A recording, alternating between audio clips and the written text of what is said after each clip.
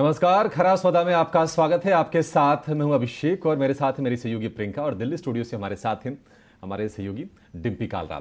लगातार 3 दिन गिरावट का सत्र अमेरिकी बाजारों से भी और भारतीय बाजारों ने उसको फॉलो किया, हालांकि ज्यादा फॉलो किया थोड़ा सा, लेकिन आज थोड़े स्थिरता के संकेत जरूर मिल रहे हैं। आप डाउ फ्यूचर्स देखिए, गिफ्ट निफ्टी देखिए, एशियाई बाजारों में आप खासतौर से हैंगसेंग को देखिए, आपको हरे निशान के साथ कारोबार करते हुए दिखाई देंगे। तो इन संकेतों पर भारतीय बाजार कैसे ट्रेड करेंगे? आज का सत्र क्रुशियल ये भी है क्योंकि आज हफ्ते का आखिरी कारोबारी दिन है, तो क्या ओवरनाइट पोजीशन लेने के लिए क्या माहौल ठीक है या नहीं? शेयरों में कहां पर पैसा बनेगा? ये सारी की सारी रणनीति आपके लिए हम बनाएंगे, लेकिन शुरुआत करेंगे बाजार के लिए 4 सबसे बड़े संकेतों के साथ। तो अमेरिकी बाजार में हमने लगातार तीसरे दिन गिरावट देखा और हालांकि हमने कुछ नतीजे ठीक आए, तो नतीजों के आधार पर भी बाजार वहां पर रिएक्ट कर रहे हैं, लेकिन निश्चित तौर पर 3 सत्र से गिरावट, ये आंकड़ों का खेल आपके सामने रख रहे हैं। गिफ्ट निफ्टी 40 अंक ऊपर है, तो थोड़ी सी चिंता जरूर कम हुई है क्योंकि 3 दिनों में हमने करीब 400-450 पॉइंट गंवाए हैं निफ्टी में। लेकिन जहां नतीजे अच्छा आ रहे हैं वहां पर रिएक्शन अच्छा आ रहा है। कल के सत्र में हमने देखा और लगातार डिम्पी आपके लिए नोटिस भी करवा रहे थे कि नतीजे जब जैसे भी आ रहे हैं, बाजार उनको अच्छे नतीजे हैं तो भरपूर सम्मान दे भी रहा है।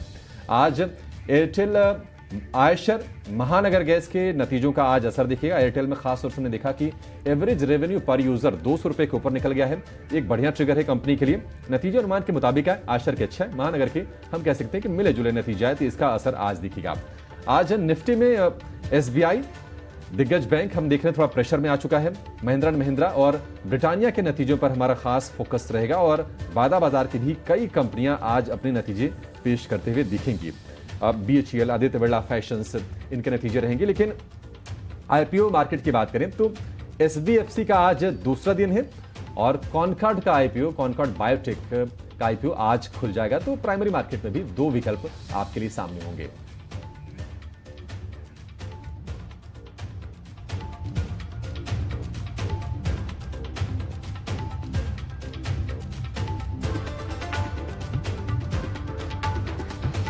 ठीक है, तो 4 आपने इंडिकेटिव ऐसी चीज़ें बता दी हैं जिस पे आज ज़्यादा फोकस होगा इस कार्यक्रम में। इसी को ही लेके हम थोड़ा और आगे चलेंगे, एक्सपर्ट्स हमारे साथ जुड़ जाएंगे, लेकिन एक फटाफट से एक काम करते हैं। पहले जरा ग्लोबल मार्केट्स का एक सेटअप के बारे में थोड़ा आइडिया ले लेते हैं। प्रियंका, ग्लोबल मार्केट्स को देखती हैं, चेक करती हैं, एक बार जरा बताएं प्रियंका, वहाँ पे हो क्या रहा है और दूसरा इसका भारतीय बाजारों पर कितना असर पड़ेगा? मॉर्निंग डिम्पी, बिल्कुल देखिए, ग्लोबल मार्केट्स ऐसा लग रहा है कि जैसे जो बड़ी वरी जो फेड ने जो डाउनग्रेड किया, फिच ने जो डाउनग्रेड किया, उसको लेकर कहीं ना कहीं अब वरीज थोड़ी श्रग ऑफ होती दिख रही हैं। क्योंकि आप कल भी वीकनेस देखें ना, वो इतनी वीकनेस थी, हल्की कमजोरी के साथ ही बाजार बंद हुए हैं। और इनफैक्ट डाउ फ्यूचर्स तो ऊपर है। उनके लिए बड़ा डेटा पॉइंट है आज जो उनके economic data, jobs report data आना है। यस, लेकिन क्योंकि ये गिरावट से और ये वरी से बॉन्ड यील्ड में हमने तेजी देखी है, वहां एक जरूर कंसर्न दिख रहा है। डॉलर इंडेक्स की चाल पर कंसर्न जरूर बना हुआ है। लेकिन अभी आप फिलहाल देखें, नंबर्स अच्छे आ रहे हैं, अमेजॉन के नंबर्स अच्छे आए, हालांकि एप्पल के नंबर्स थोड़े सॉफ्ट आए और इस हफ्ते भी काफ़ी सारे और टेक नंबर्स भी आने हैं। जो जहां जहां कमजोर कमेंट्री आ रही है वहां पर तो शेयर रिएक्ट कर रहे हैं। लेकिन एटलीस्ट फिच की उस न्यूज़ से बाजार इतनी बुरी तरह गिर नहीं रहे जिस तरह की हम गिरे। कल भी आप देखें, डाउ जोन्स हो और नास्डा को, इनफैक्ट एक टाइम पे तो उन्होंने रिकवरी, एक अच्छा रिकवरी मोड में आ गए थे, वहां से थोड़े से गेन्स इरोड होकर आप माइनर सी गिरावट के साथ बंद हुए हैं।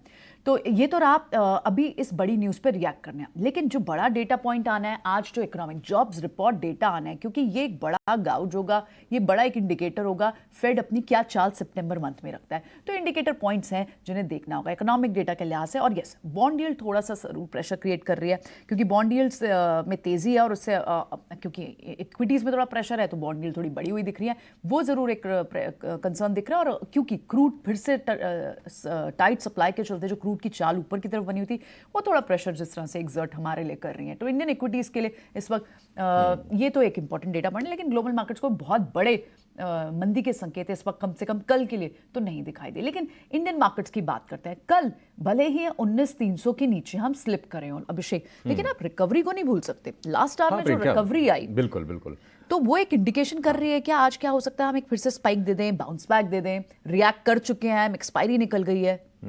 देखिए, ग्लोबल मार्केट आप चूंकि बता रही थी, तो एक चीज जिनको सब लोग फॉलो करते हैं ना, वॉरेन बफेट, हाँ, मैं भूल गई उनका बात भी कमेंट आया, वो तो बहुत बड़ा कमेंट था कि मतलब उसको खारिज कर दिया उन्होंने। करेक्ट, फिश की रेटिंग डाउनग्रेड को उन्होंने खारिज कर दिया। और तमाम एक्सपर्ट्स जिनसे हमारी बातचीत हो रही है, सबका यही व्यू है। इन हाउस भी हम चर्चा कर रहे हैं, तो शायद जो अमेरिकी सरकार ने, जो बाइडेन प्रशासन ने कहा कि ये बैकवर्ड लुकिंग डेटा है, ये इस पर ज़्यादा नहीं फर्क पड़ेगा, वो बात कहीं ना कहीं बाकी एक्सपर्ट से भी देखने को मिल रही है। अगर हम भारतीय बाजारों की बात करें तो निश्चित तौर पर कल आप जो हाईलाइट करें प्रियंका कि हमने रिकवरी देखी, तो 3 दिन की कमजोरी को शायद हमें थोड़ा भूलने की कोशिश करनी चाहिए। Correct. और जो अच्छी चीजें हैं ना उसको पिक करने की कोशिश करनी चाहिए, क्योंकि कल निफ्टी में निचले स्तर से 100 अंकों के आसपास की रिकवरी आई। बिल्कुल। मिड कैप स्मॉल कैप जिसमें कि रफ्तार लगातार बनी हुई है, रुक ही नहीं रही है। और वो आप देखिए खराब माहौल में भी होता क्या है ना कि उनकी धुलाई चालू हो जाती है, वो रुक नहीं नहीं है। हो रहा। तो ये एक अच्छा संकेत हम कह सकते हैं, अगर हम कुछ अच्छी अच्छी चीजों को देखें तो एक ये बढ़िया चीज है। और कहीं ना कहीं आप 2-2.5% प्रियंका अगर बाजार अगर नीचे जाए तो ज्यादा घबराने की मुझे लगता है जरूरत होनी नहीं चाहिए। ब्रीदर ले सकते हैं उतना तो शायद एक हेल्दी करेक्शन कहना चाहिए। और कल हमारी संजीव भसीन से बातचीत हो रही थी तो उन्होंने ये भी कहा कि सोमवार से आपको तेजी दिखेगी। करेक्ट। तो कन्विक्शन जो जिन बड़े एक्सपर्ट्स को हमारे दर्शक फॉलो करते हैं, जिनसे हम बातचीत करते हैं, सभी का कन्विक्शन है। अच्छी चीज ये भी रही कि आखिरी घंटे में शॉर्ट कवरिंग आई, उम्मीद करेंगे क्योंकि आज एसजीएक्स निफ्टी को देखिए, डाउ फ्यूचर्स को देखिए, हैंगसेंग को देखिए, कॉन्फिडेंस थोड़ा सा ऊपर है। बिल्कुल। तो शायद थोड़े मोड़े गेंस पे शुरुआत हो, या फिर अगर नीचे भी आए तो निचले लेवल से थोड़ा सुधार देखने को मिलेगा। तो ये डोमेस्टिक मार्केट का सेटअप है। लेकिन वायदा बाजार से किस तरह के आंकड़े बन रहे हैं, क्योंकि 3 दिन में करीब करीब 450 पॉइंट निफ्टी नीचे आया है, तो करना क्या है? पुट कॉल कहां पर एक्टिविटी ज्यादा है? डिम्पी के पास चलेंगे। डिम्पी बताइए क्या संकेत बन रहे हैं? पहले निफ्टी से शुरुआत करेंगे, बताइए क्या आंकड़े हैं उसके लिए। देखिए कई बार ना मार्केट आपको बहुत अच्छे अच्छे लेसन्स देता है, तो ये लेसन्स देने का समय है और ये लेसन ये लेना चाहिए कि भावनाओं को परे करके भाव और ट्रेंड के साथ चलना चाहिए। जिस समय तेज़ी थी हर चीज़ को इग्नोर करते थे, लेकिन इस समय आपको थोड़ी प्रॉफिट बुकिंग है तो अब आप इग्नोर नहीं कर सकते। ये भावनाओं का बाजार नहीं है कि देखिए अब बहुत गिर गया तो हम चल जाएंगे। जब तक डाटा इंडिकेट ही नहीं करेंगे, जब तक सारी चीज़ें इंडिकेशन में नहीं आएंगी, तब तक आना नहीं चाहिए। देखिए कल भी हमने आपको आगाह किया था, इस चीज़ के लिए आगाह किया था कि अगर पहले आधे घंटे के अंदर शॉर्ट कवरिंग आ गई तो ठीक है, नहीं तो ये शॉर्ट कवरिंग आएगी ही नहीं और ये प्रेशर बनाएगी और आपके कई लेवल्स को और टेस्ट कराने पहुंचेगी।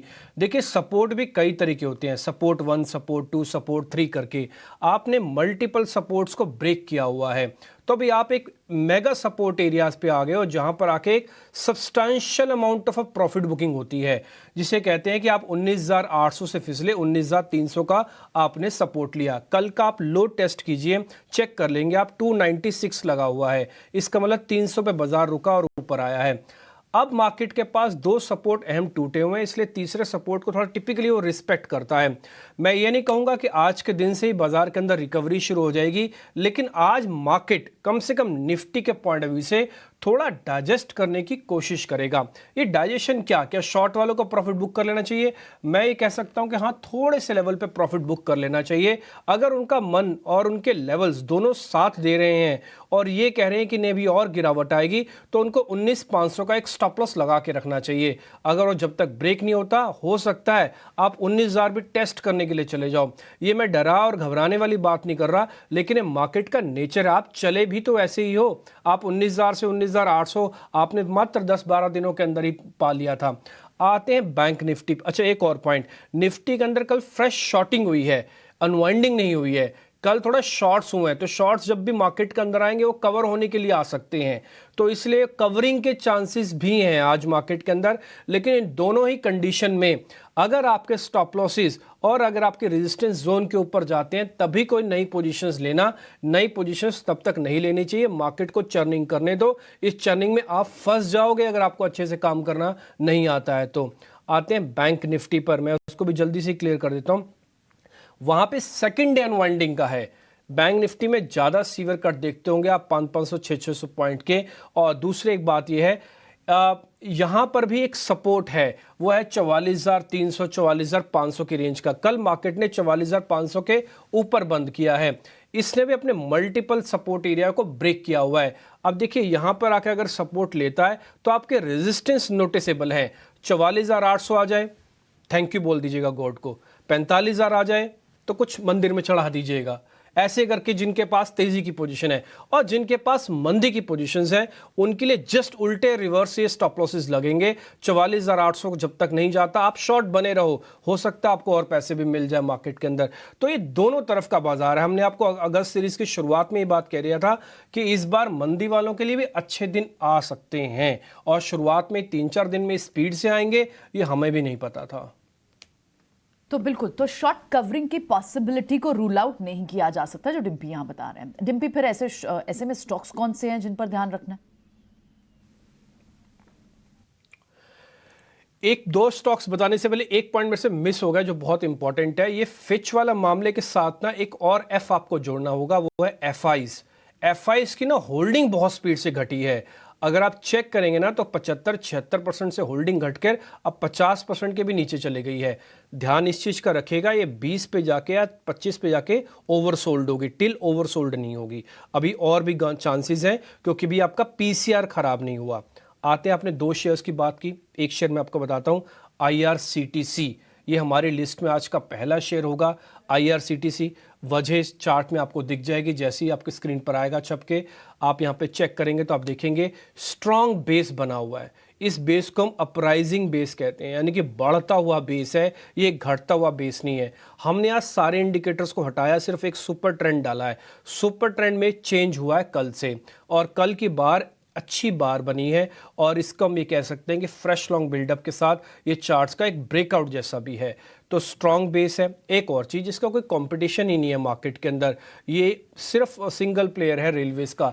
तो आईआरसीटीसी पे आप ध्यान रख सकते हैं। कल जब बाजार टूट रहा था ये शेयर 3% ऊपर जाके बंद हुआ है, इसने अपनी ताकत कल ही दिखा दी थी, तो आज उम्मीद है कि आपके काम आएगा। दूसरा शेयर भी बाय का ही है, वो एक सीमेंट कंपनी है जिसको लेकर कल गौतम अडानी भी करण अडानी भी हमारे साथ जुड़े थे, वो है अंबुजा सीमेंट। देखिए, सांघी को खरीदने के बाद कहीं ना कहीं ये एक चीज़ पुख्ता हो गई है प्राइस एक्शन में भी कि बाजार के अंदर अब सीमेंट कंपनीज वापस एक री रेटिंग वाला कैंडिडेट हो जाएंगी। अंबुजा ने डील क्रैक की है तो इसलिए अंबुजा पे सबसे पहला पॉइंट ध्यान रखिएगा। इसका भी चार्ट कुछ आपको आईआरसीटी जैसा दिखेगा कि स्ट्रॉन्ग बेस है और प्राइसिंग बेस है, बढ़ता हुआ बेस है। हमने यहाँ पे गोला मार्क किया हुआ है लास्ट में, वो इसका ब्रेकआउट है। ये कल के लेवल्स यानी कि प्रीवियस लेवल्स को ब्रेक कर चुका है। सुपर ट्रेंड भी इसका पॉजिटिव बना है, फ्रेश लॉन्ग पोजीशंस इसके अंदर भी बनती हुई दिखी हैं। एक पॉइंट जो हमको नोटिस करवाना है अंबुजा के अंदर, वो है वैल्यूएशन। अगर आप और सीमेंट कंपनीज के मुकाबले इसको खड़ा करेंगे तो इसकी वैल्यूएशंस को काफ़ी अच्छा बताया जाता है, तो इसलिए इस शेयर पे भी आप ध्यान रख सकते हैं। लेकिन दोनों ही शेयर्स पे एक राइडर है कि अपने वित्तीय सलाहकारों से पूछ के ही आप काम कीजिए। ठीक है, तो ये दो शेयर आज रडार पर हैं और इसमें ऐसे पैटर्न, ऐसे ट्रेंड इमर्ज हो रहे हैं कि आपकी नज़र में होनी चाहिए। अब अपने मेहमानों को जोड़ लेते हैं। हमारे साथ जुड़ गए हैं कुणाल फरार, संतोष मीणा, विनय रजानी और राहुल घोष। 4 एक्सपर्ट हमारे तैयार हैं आपको आज पूरी की पूरी तैयारी करवाने के लिए, और शेयरों में मौके कहाँ पर बन रहे हैं, वो कमाई के सभी मौके भी आपको बताएंगे। आप सभी का बहुत शुक्रिया, स्वागत है टी9 स्वदेश पर। राहुल, शुरुआत आपसे करेंगे। जरा एक बार निफ्टी आपसे चेक करते हैं, 19,400 के नीचे तो आ गया है।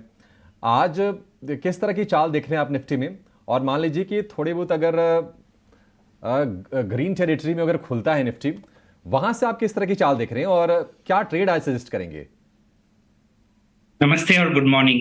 तो पहले तो मार्केट का जो हमने सजेशन दिया था 2 हफ्ते पहले कि 19,500 के नीचे बाय करना चाहिए, 400 और 500 के बीच में, वो व्यू प्ले आउट नहीं हुआ है।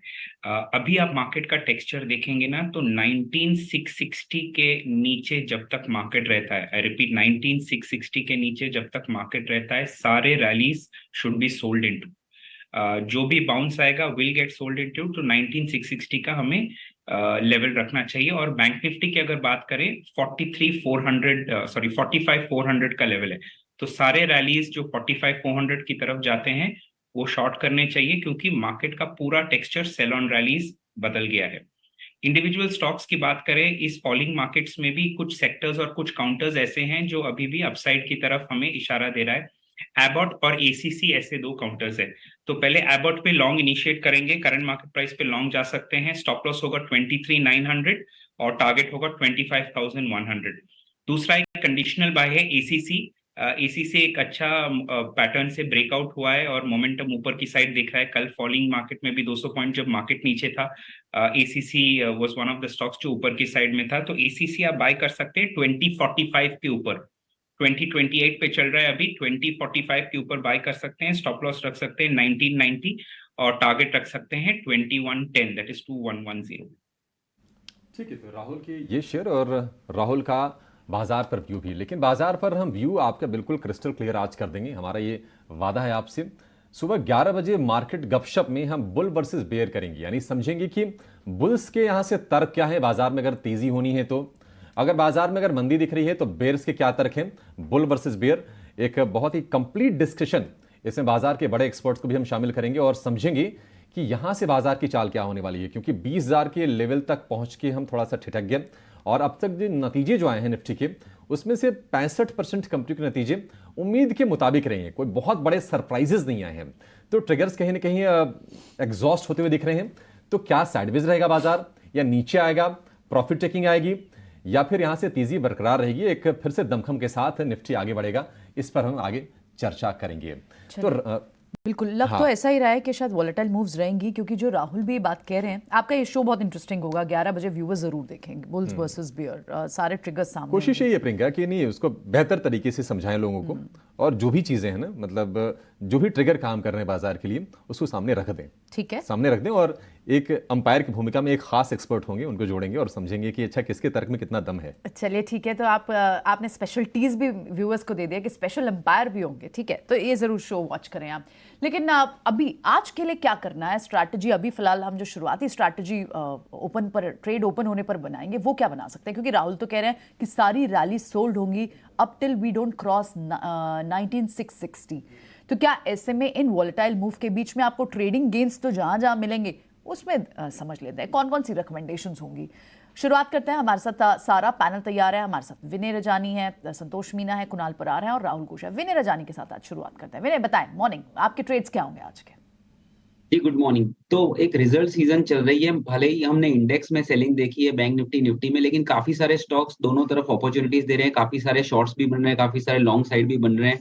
तो stock specific, sector specific market है, तो उनमें से मुझे जो सेक्टर स्ट्रॉन्ग लग रहे हैं उनमें से मेरी लॉन्ग साइड की रिकमेंडेशन है। तो पहला मेरा रिकमेंडेशन फार्मा सेक्टर में से। फार्मा सेक्टर में हमने देखा कि कल ही एक जबरदस्त परफॉर्मेंस रहा था और मार्केट को आउट परफॉर्म किया था। तो उसको जो ओवरऑल आउट परफॉर्मेंस है फार्मा इंडेक्स का, उसको देखते हुए मुझे लग रहा है कि टोरेंट फार्मा एक स्टॉक है जो अभी फिलहाल कंसोलिडेट हो रहा था, लेकिन उसमें मोमेंटम आना बाकी है। तो प्राइमरी ट्रेंड तो पॉजिटिव था ही, लेकिन इसमें शॉर्ट टर्म में भी मोमेंटम एक्सपेक्ट कर सकते हैं। तो टोरेंट फार्मा मेरी लॉन्ग साइड पे सलाह रहेगी प्योरली फॉर द ट्रेडिंग।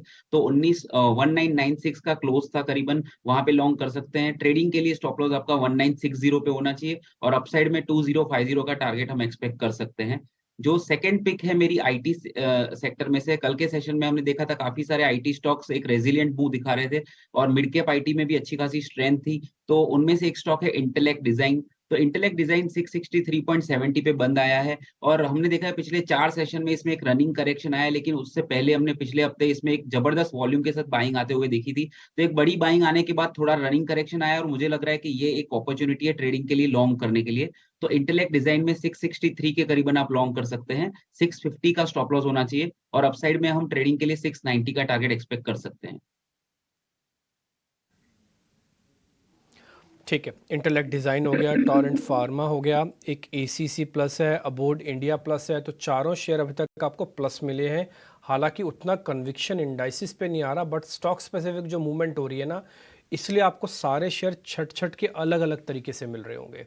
खैर हम थोड़ा और शेयर पता करते हैं। कुणाल जी भी हमारे साथ हैं। कुणाल गुड मॉर्निंग, आप अपने जरा शेयर्स बताइए।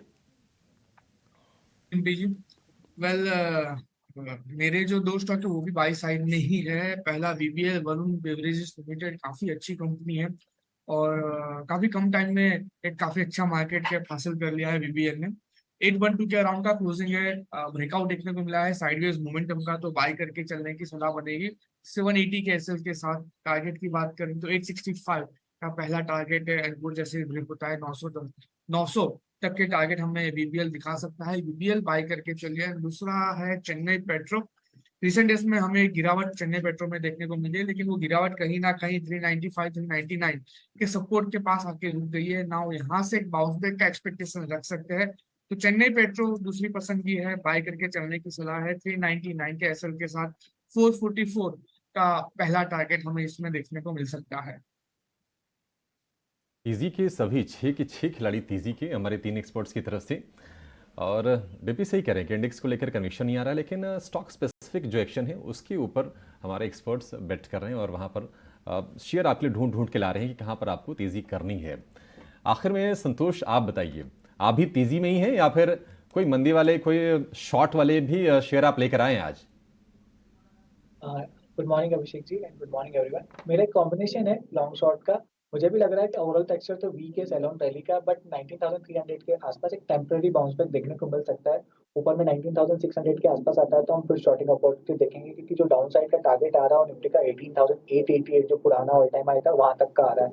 तो आज के लिए मेरा पहला सेल कॉल वेदांता ही रहेगा। कल भी इसमें एक बड़ी गिरावट देखने को मिली, मुझे लगता है ये गिरावट आज भी जारी रह सकती है। एक इसमें सिमेट्रिकल ट्रायंगल फॉर्मेशन का ब्रेकडाउन आया ही है और साथ में इसमें S&P ने इसके जो पेरेंट कंपनी है उसके क्रेडिट को लेकर कंसर्न जताए हैं। और कल जो ब्लॉक डील हुई है उसमें भी कोई मेजर बड़े नाम सामने नहीं आए, तो मुझे लगता है इसमें प्रेशर और देखने को मिलेगा। कल फ्यूचर 10% के आसपास नीचे बंद हुआ, कैश में थोड़ी रिकवरी थी।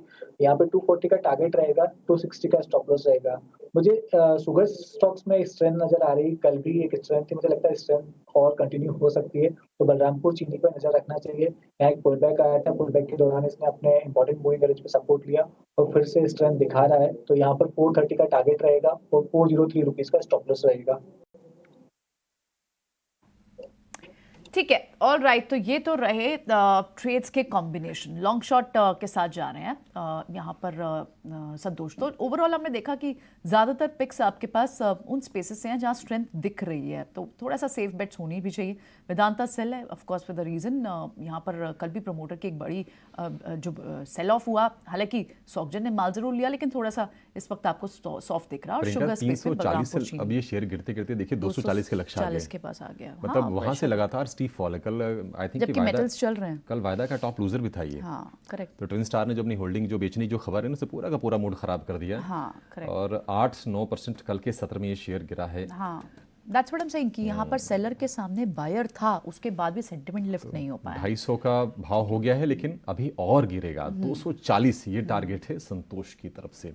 ठीक है, चलिए तो ये तो रही आज की सारी ट्रेड रिकमेंडेशन हमारे एक्सपर्ट्स की तरफ से। अब आपकी स्ट्रैटेजी बनाने के लिए कंट्रीब्यूट हमारी रिसर्च टीम भी करेगी, क्योंकि अशेषा लेकर आई हैं आज के सारे वो स्टॉक्स जहां न्यूज़ का इम्पैक्ट है, और पूजा भी हमारे साथ बनेंगी जहां पर बड़ी अर्निंग्स हैं। पहले एक बार अशेषा के पास जाते हैं।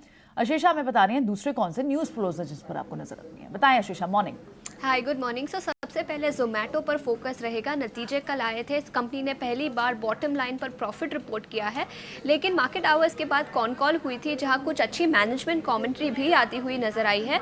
मैनेजमेंट का मानना है कि डिमांड रिकवरी देखने को मिल सकती है second half of the year में। ब्लिंकिट में 100 स्टोर्स कंपनी ऐड करेगी FY24 में, और ऐड रेवेन्यू से कंपनी का ग्रोथ देखने को मिल सकता है अगले कुछ क्वार्टर्स में। सो काफ़ी अच्छी मैनेजमेंट कमेंट्री आती हुई नजर आई है, जिसके चलते जोमेटो पर आज स्ट्रीट की नज़र रहेगी। इसके अलावा आयशा मोटर्स के भी नतीजे आए, मैनेजमेंट कमेंट्री आई है मार्केट शेयर गेन्स के ऊपर। उनका मानना है कि कंपनी 80% का मार्केट शेयर मेंटेन कर पाएगी मीडियम से लॉन्ग टर्म में, और कंपटीशन से उनको कोई डर नहीं है। तो मार्केट शेयर गेन्स के चलते अच्छी कमेंट्री आती हुई नजर आई है। इसके अलावा स्टर्लिंग और विल्सन में कंपनी ने अपने ऑर्डर विंस के बारे में बातचीत की है। उन्होंने 826 के नए ऑर्डर्स पाए हैं 4 महीने में। FY23-24 के फर्स्ट 4 मंथ्स में 826 करोड़ के ऑर्डर्स मिले हैं। इसके अलावा KEC इंटरनेशनल भी ऑर्डर विन के चलते फोकस में रहेगा। 1065 करोड़ के नए ऑर्डर्स कंपनी को मिले हैं। इसके अलावा मेटल प्लेयर हिंडाल्को पर भी स्ट्रीट की नज़र रहेगी। हिंडाल्को की जो होल्डी ओन सब्सिडरी है नोवेलिस, उसके नतीजे आए हैं, नतीजे काफ़ी अच्छे रहे हैं और मैनेजमेंट कमेंट्री भी काफ़ी स्ट्रॉन्ग आती हुई नज़र आई है।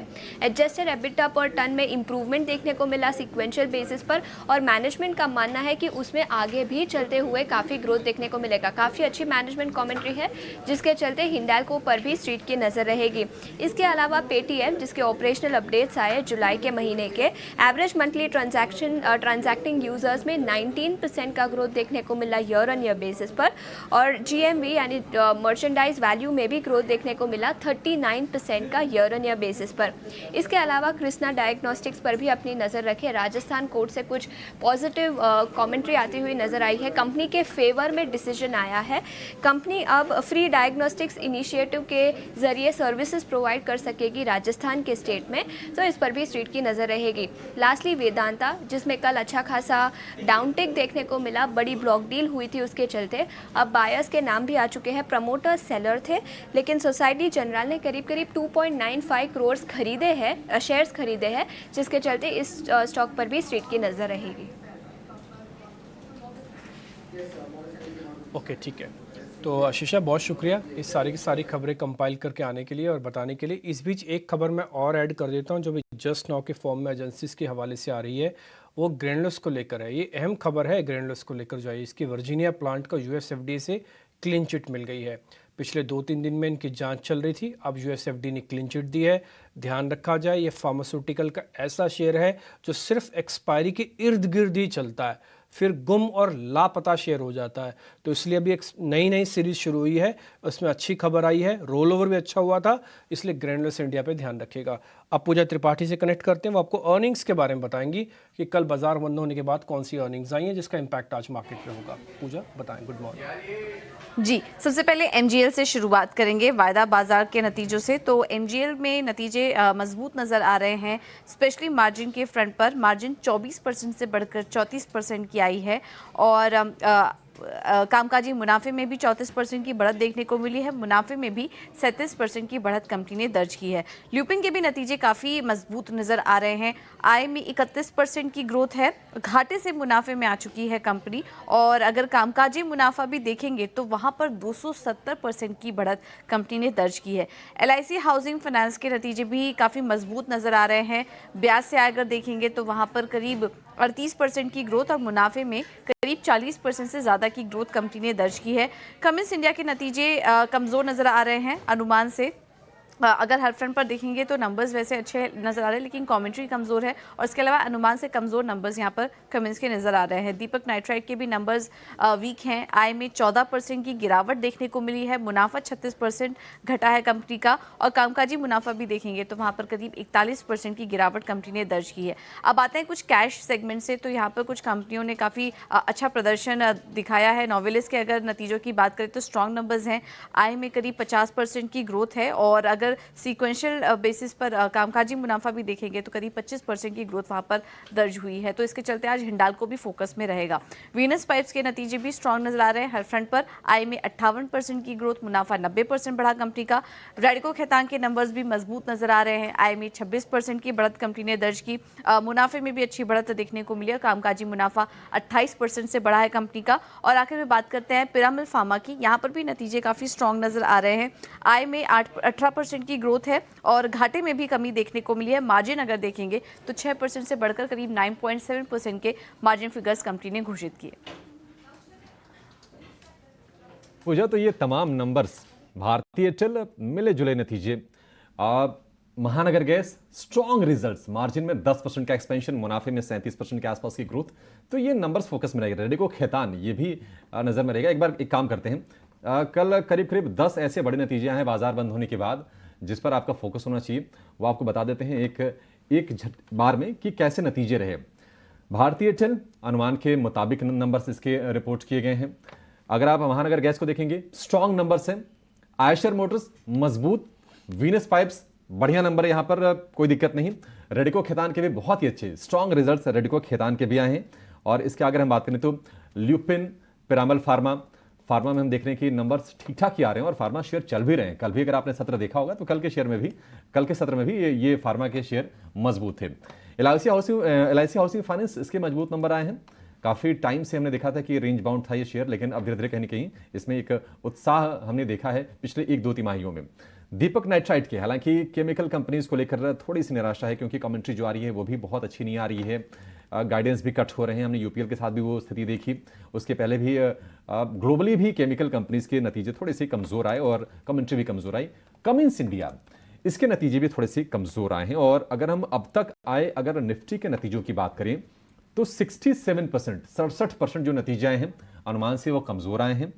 अनुमान के मुताबिक आए हैं करीब 7.5% अनुमान से कमजोर आए हैं और अनुमान से बेहतर 9%। तो एक जो बड़ा खेमा है वहां पर अनुमान के मुताबिक नतीजे हैं। सरप्राइजेस बहुत ज्यादा हमें देखने को मिले नहीं है इस रिजल्ट सीजन में, इसलिए बाजार को शायद कोई ट्रिगर यहां से मिल भी नहीं रहा है। लेकिन एक एक करके इन नतीजों की जरा चर्चा कर लेते हैं, उसके बाद हम खबरों वाले शेयरों पर भी आगे बढ़ेंगे और उस पर भी अपने एक्सपर्ट्स का व्यू लेंगे।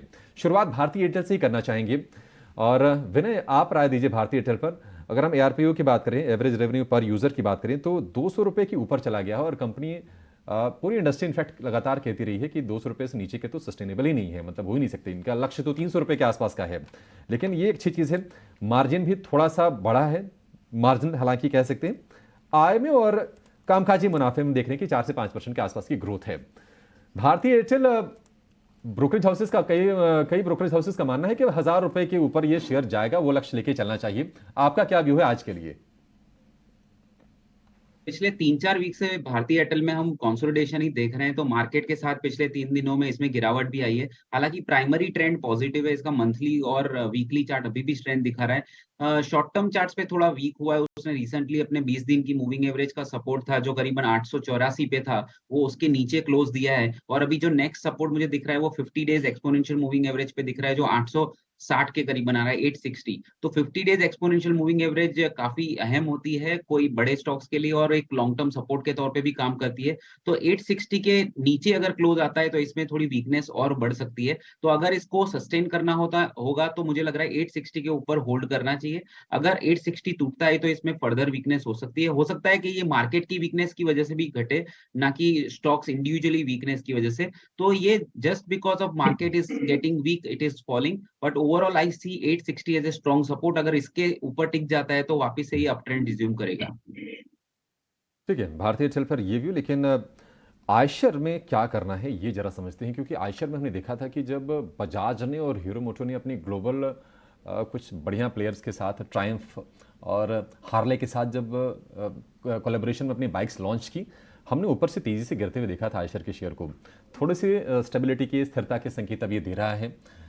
संतोष, आयशर नंबर्स देखिए ठीक ठाक हैं, बढ़िया नंबर्स हैं आयशर के, क्या करना है यहाँ से अब? यस, आइसर मोटर देखे तो काफी करेक्ट हुआ था, लेकिन अब एक बेस बनाया है स्टॉक ने अपने 200 दिन के मूविंग एवरेज के आसपास, और एक टेम्पररी स्ट्रेंथ शो कर रहा है। तो एटलीस्ट लगता है कि एक बाउंस बैक देखने को मिलेगा। बाउंस बैक में 3475 तक का अपसाइड देखने को मिल सकता है जो उसका 50 डे मूविंग एवरेज रहेगा, लेकिन वहां पर ये स्टॉक स्ट्रगल कर सकता है। उस लेवल को क्रॉस करना थोड़ा सा चैलेंजिंग रहेगा।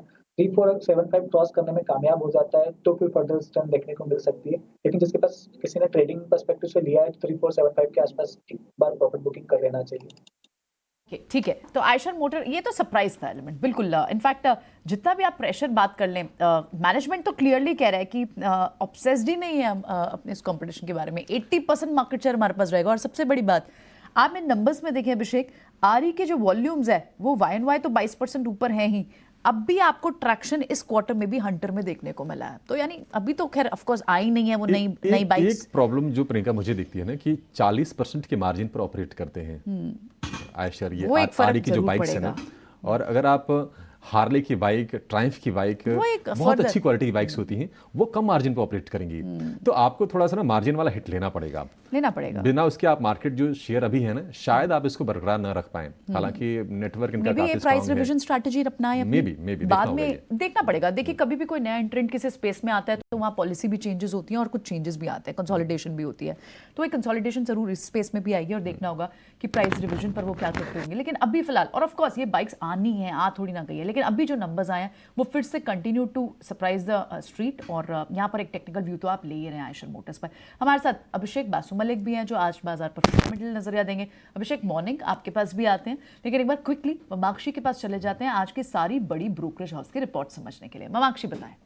जी बिल्कुल, शुरुआत करते हैं हम एयरटेल के साथ। CLSA की तरफ से रिपोर्ट आ रही है और ये हाईलाइट कर रहे हैं कि पहले तिमाही में भारतीय कारोबार का जो रेवेन्यू और EBITDA कंपनी ने रिपोर्ट किया है वो अनुमान से काफ़ी मजबूत है। Highest ever post paid subscriber gains यहाँ पर देखने मिले हैं और उनका जो स्टॉक है उसका रिस्क रिवॉर्ड काफ़ी आकर्षक नजर आ रहा है, जिसके चलते CLSA ने एयरटेल पर खरीदारी की राय दी है। इसके अलावा आयशर मोटर्स पर अगर हम देखें तो ब्रोकरेजेस का कहना है कि अच्छा क्वार्टर रहा है कंपनी के लिए, ऑल टाइम हाई EBITDA पर बाइक पर है। इनफैक्ट काफ़ी सारे नए लॉन्चेस फीचर्स लाइंड अप है अगले कुछ क्वार्टर में। और एक्सपोर्ट्स की अगर बात करें तो नियर टर्म में थोड़ी दिक्कत तो ज़रूर है, मगर मिड टर्म आउटलुक काफ़ी आकर्षक नज़र आ रहा है। इसी के चलते हम देख रहे हैं कि बैंक ऑफ अमेरिका की तरफ से खरीदारी की राय आ रही है और JP मॉर्गन की तरफ से न्यूट्रल की राय आ रही है। हिंडाल्को की अगर हम बात करें तो काफ़ी सारे ब्रोकरेज हाउसेज की तरफ से रिपोर्ट आ रही है। नोवेलिस के नंबर्स आए थे और ये हिंडाल्को के लिए काफ़ी इंपॉर्टेंट सब्सिडरी है। लार्जली ब्रोकरेजेस हाईलाइट कर रहे हैं कि पहले तिमाही की प्रॉफिटेबिलिटी नोवेलिस की जो है वो अनुमान से काफ़ी मजबूत नजर आई है। वॉल्यूम्स फ्रंट पर हालांकि कंपनी ने डिसअपॉइंट किया है। ग्रेजुअल रिकवरी हालांकि एक्सपेक्टेड है सेकेंड क्वार्टर से। नियर टर्म मार्जिन गाइडेंस भी कंपनी ने बढ़ाई है और इसी के चलते मैक्वायरी की तरफ से आउट परफॉर्म की राय आ रही है हिंडाल्को पर और CLSA की तरफ से खरीदारी की राय आ रही है। इसके अलावा अंबुजा सीमेंट्स भी हमारे रेडार पर रहेगा। CLSA का कहना है कि सांघी इंडस्ट्रीज़ का जो एक्विजिशन हुआ है वो काफ़ी आकर्षक वैल्यूएशन पर हुआ है। एफिशिएंसी इंप्रूवमेंट में भी काफ़ी अच्छा स्कोप नज़र आता है और ओवरऑल अगर देखें तो हाई कैपेसिटी एक्सपेंशन जो सारे ही प्लेयर्स ले रहे हैं, इसी के चलते सीमेंट प्राइसेस पर थोड़ा सा दबाव नज़र आ सकता है, जिसके चलते CLSA ने अंबुजा सीमेंट पर मैक्वायरी की राय को बरकरार रखा है। नायका पर मैक्वायरी का कहना है कि सीनियर मैनेजमेंट काफ़ी सारे जो टॉप ऑफिशियल्स थे उन्होंने एग्जिट किया है कंपनी को और ये एक रिस्क है उनके ग्रोथ जर्नी के लिए। तो इसी के चलते मैक्वायरी ने नायका पर अंडर परफॉर्म की राय को बरकरार रखा है। और आखिर में हम फोकस करेंगे M&M पर। नोमिरा का कहना है कि टेमासिक के इन्वेस्टमेंट वैलिडेट करती है ईवी कारोबार की वैल्यूएशन को, काफ़ी कॉन्फिडेंस भी प्रोवाइड करती है उनकी ईवी स्ट्रैटेजी पर और इसी के चलते नोमिरा ने M&M पर खरीदार की राय को बरकरार रखा है। ओके, ठीक है। इस सारे के सारे ब्रोकिंग हाउसेस की रिपोर्ट्स हम आपके लिए लेके आए, कंपाइल करके आए। इसमें से ज़्यादातर रिपोर्ट्स को हम डिस्कस भी करेंगे, तो आप कार्यक्रम में हमारे साथ बने रह सकते हैं। अभिषेक बासु मलिक भी इस बीच हमारे साथ जुड़ चुके हैं, उनसे ज़रा पूछते हैं शेयर से पहले एक और चीज़ उनसे ज़रा पता करते हैं। अभिषेक सर, पहले तो शुक्रिया समय देने के लिए। आप मैं उम्मीद करता हूँ कि आप घर के कामकाज में हाथ बटाते होंगे, तो आप कभी सब्जी लेने जाते हैं अभिषेक जी? एकदम एकदम। अच्छा, तो आपके यहाँ पे टमाटर क्या रेट है? टमाटर पहले से अभी कम हो गया है। बीच में तो काफी पहले मतलब कितना एक था महीना सर? पहले काफी ज्यादा बढ़ गया था। अच्छा, ठीक है। तो आप, मेरे को लगता है कभी कभार जाते फिर सब्जी लेने के लिए, नहीं तो आप सीधा बता रहे थे 200 रुपये से ऊपर का रेट था, थोड़ा सा कम हुआ है। कोई बात नहीं। ये कोई टेस्ट नहीं है, ये कोई वैसी कोई पॉइंट नहीं है। ये मैं एक्चुअली इसलिए पूछ रहा हूँ क्योंकि ना आजकल टमाटर से कंपैरिजन हो रहा है, टमाटर वर्सेस पेट्रोल, टमाटर वर्सेस शेयर। तो हमने भी एक पॉइंट रखा है कि भाई टमाटर से सस्ते शेयर ले लो आप अगर 2-4 दिन के लिए टमाटर खाना छोड़ दोगे और 2-4 दिन में वो शेयर्स आ जाएं, तो हो सकता है ये पेरिशेबल भी नहीं होंगे, ये शेयर्स तो पड़े रहेंगे। टमाटर तो फिर भी पेरिशेबल है, खराब भी हो सकता है, वॉलेटाइल भी होगा। वो शेयर्स उतने वॉलेटाइल नहीं होंगे, सस्ते शेयर आपको मिलेंगे। तो 12:30 बजे हमारी एक खास पेशकश आप देखना ना भूलिएगा।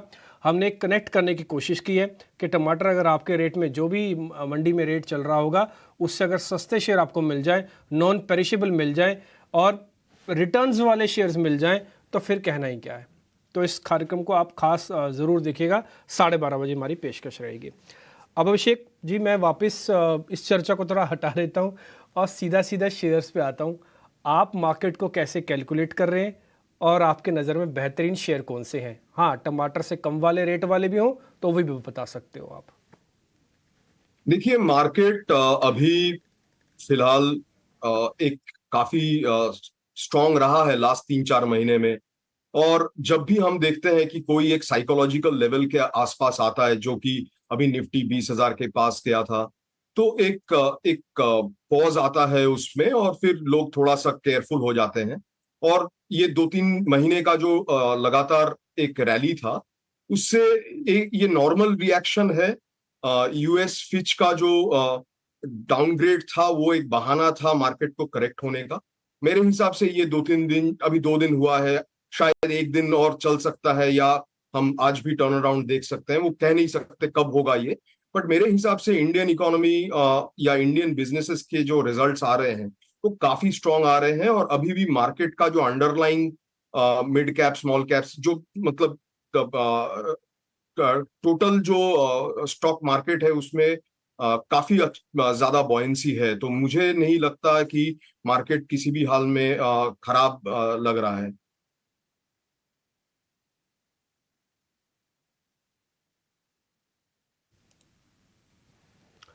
ठीक है, आपको मार्केट तो ख़राब नहीं लग रहा, लेकिन अभिषेक सर कोई शेयर्स हैं तो वो भी हाथों हाथ बता दीजिए फिर। देखिए शेयर्स में अभी आप जो रिजल्ट्स आपने बताए उसमें M&M या ऑटो इंडस्ट्री काफी अच्छा लग रहा है। इंजीनियरिंग की बात करें तो कल कमिंस का रिजल्ट आया है, काफी अच्छा रिजल्ट आया है कमिंस का। ऐसे मतलब engineering, capital goods, infrastructure related जो स्टॉक्स हैं वो काफी अच्छा लगता है मुझे। बैंकिंग सेक्टर भी काफी स्ट्रांग है, तो ओवरऑल ये सेक्टर्स में हमको देखना चाहिए। अभी जैसे पाइप्स है, इंफ्रास्ट्रक्चर रिलेटेड हम अगर बात करें तो सीमलेस पाइप्स है, उसमें कल एक कंपनी का रिजल्ट आया है, वीनस पाइप्स। उसके जुड़े हुए जैसे जितने और भी कंपनीज हैं उनमें से काफी उनका रिजल्ट्स भी काफी अच्छा आने की उम्मीद है। तो ये पॉकेट्स हैं इन्वेस्टमेंट के। कहाँ पर नज़र है अभिषेक की, उन्होंने ये बता दी, लेकिन चलिए फिर से जरा चर्चा उन शेयरों पर फोकस करते हैं जहाँ पर हम आंकड़ों का, उनके तिमाही नतीजों का इम्पैक्ट देख रहे हैं। हिंडाल्को के नतीजों की बात तो हम नहीं करें, लेकिन उनकी सब्सिडरी नोवेलिस के नतीजे बड़े अच्छे आए हैं, मार्जिन को लेकर सरप्राइजेज आए हैं और इसके चलते आज हिंडाल्को फोकस में रहने वाला है। अगर हम ब्रोकरेज हाउसेस की बात करें तो आउट परफॉर्म की रेटिंग में बरकरार रखी है। मैक्वारी ने 516 रुपये के आसपास का लक्ष्य शेयर के लिए दिया है और CLSA का जो लक्ष्य है वो है 530 रुपये का। इस वक्त 453 रुपये पर ट्रेड कर रहा है और अच्छी चीज़ ये है कि लास्ट वीक की जो थोड़ी मुड़ी उथल पुथल रही, इस हफ्ते भी हमने देखा था कि थोड़ी कमजोरी रही मेटल स्टॉक्स में, क्योंकि ग्लोबल लिंकेज है और कहने की दुनिया भर के बाजारों में अगर घबराहट बढ़ती है तो उसका असर मेटल शेयरों पर आता है। 450 के आसपास का भाव है। विनय, हिंडाल्को क्या सलाह होगी आपकी आज के लिए? जी, पिछले 2-3 दिनों में तो अच्छा खासा करेक्शन आया था। हालांकि पिछले वीक में हमने मेटल सेक्टर को आउट परफॉर्म करते हुए देखा था और मिड कैप मेटल स्टॉक्स तो बहुत अच्छा परफॉर्म कर रहे हैं। बट एक स्ट्रॉन्ग सपोर्ट के पास में इसके 200 दिन की एवरेज और 50 दिन की एवरेज दोनों कोइंसाइड कर रही है। करीबन हम देखें तो वो 430 से 440 की रेंज में है। तो दोनों लॉन्ग टर्म मूविंग एवरेजेस है और इम्पोर्टेंट है। तो एक सपोर्ट के पास में, हालांकि इसमें कोई फ्रेश ब्रेकआउट नहीं देखा है पिछले काफी महीनों से। इनफैक्ट हम कह सकते हैं कि ये स्टॉक कंसोलिडेट कर रहा था और डाउनसाइड भी लिमिटेड है, नीचे पे एक बाइंग भी आ जाता है, डिमांड जोन भी क्रिएट हो रहा है। तो मैं ये सलाह दूंगा कि अभी कोई ट्रिगर नहीं है, मार्केट का भी रुख थोड़ा वीक साइड पे ही है। तो कहीं ना कहीं मुझे ऐसा मोमेंटम नहीं दिख रहा है इस पर्टिकुलर स्टॉक में। तो अभी जो एग्जिस्टिंग लॉन्ग पोजीशन है वो 430 से 440 के जो सपोर्ट की मैं बात कर रहा हूँ, जो 50 और 200 दिन की मूविंग एवरेज है, तो उस स्टॉप लॉस से एग्जिस्टिंग लॉन्ग पोजीशन होल्ड करनी चाहिए। और बाद में अगर ट्रेंड चेंज होता है, मार्केट में थोड़ा क्लोज अच्छा आता है, तो इसको हम रिव्यू करेंगे। फिलहाल आपको existing long position should be held with a stop loss of 430। 30 के साथ लॉन्ग की पोजीशन में बने रहे आप हिंडाल्को के शेयर में। कुणाल, जोमेटो पर जरा व्यू दीजिए, क्योंकि नतीजे कल अच्छे आए थे जोमेटो के। हमने शेयर को थोड़ा तेज़ी के साथ चलते हुए देखा भी, और उसके बाद जो ब्रोकरेजेस की जो कमेंट्री आई है वो बहुत अच्छी है। JP मॉर्गन का जो लक्ष्य है वो भी 100 रुपये का है, CLSA का 105 रुपये का टारगेट है, और कंपनी की कमेंट्री आई है उससे कन्विक्शन थोड़ा सा बढ़ रहा है। जोमेटो आपको लगता है कि ये 100 रुपये की तरफ जा रहा है, और किसी को अगर ट्रेड के लिए भी लेना हो तो ठीक है शेयर ये? जोमेटो की बात कर तो डेली टाइम फ्रेम पे एक हायर टॉप बॉटम फॉर्मेशन में ट्रेड कर रहा है। प्लस वीकली चार्ट की बात करें तो डबल बॉटम फॉर्मेशन का काउंटर ऑलरेडी ब्रेकआउट दे दिया है। तो लाइकली चांसेस है कि आने वाले दिनों में वीकली टाइम फ्रेम के हिसाब से जो टारगेट है वो काउंटर अचीव कर सकता है। 86.55 के अराउंड अभी स्टॉक ट्रेड करता हुआ हमें नजर आ रहा है। बाय करके चलने की सलाह रहेगी। लोअर लेवल पे हमारा जो एसएल रहेगा वैसे हमारा 81 पे रहेगा। अभी 86.55 है, 81 का हम यहाँ पे एसएल मेंटेन करके चलेंगे। टारगेट की बात करें तो पहला इमीडिएट टारगेट 91 का है जो स्टॉक हमें दिखा सकता है, और 91 जैसे ही क्रॉस करेगा स्टॉक में 98 तक के भी टारगेट आप देखने को मिल सकते हैं। सो 81 के एसएल के साथ जोमेटो यहाँ से बाय करके चलने की सलाह है।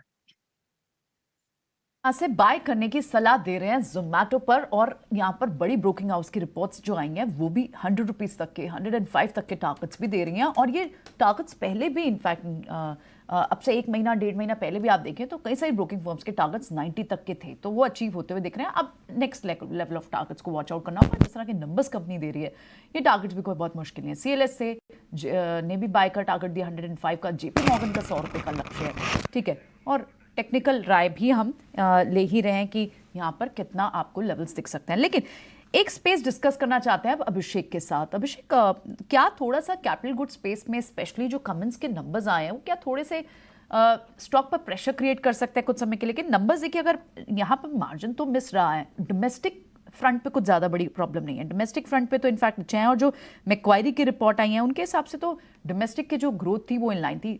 पेन जो है या प्रॉब्लम जो है वो आ सकती है एक्सपोर्ट फ्रंट पर, क्योंकि एस्टिमेशन जो था वो 13% का था और वहाँ जो एक्सपोर्ट की जो ग्रोथ आई है म्यूटेड रही है, 3% ही रही है, जिसके कारण आपको ऑफकोर्स लोअर एक्सपोर्ट रहेंगे तो आप, और एक और दूसरा कंसर्न जो हायर एम्प्लॉय कॉस्ट है वो मार्जिन पर प्रेशर क्रिएट कर सकते हैं। थोड़ा प्रेशर में रह सकते हैं कमेंस जैसे स्टॉक। कैपिटल गुड्स स्टॉक में थर्मिक्स के भी कोई बहुत ग्रेट नंबर्स नहीं आए थे।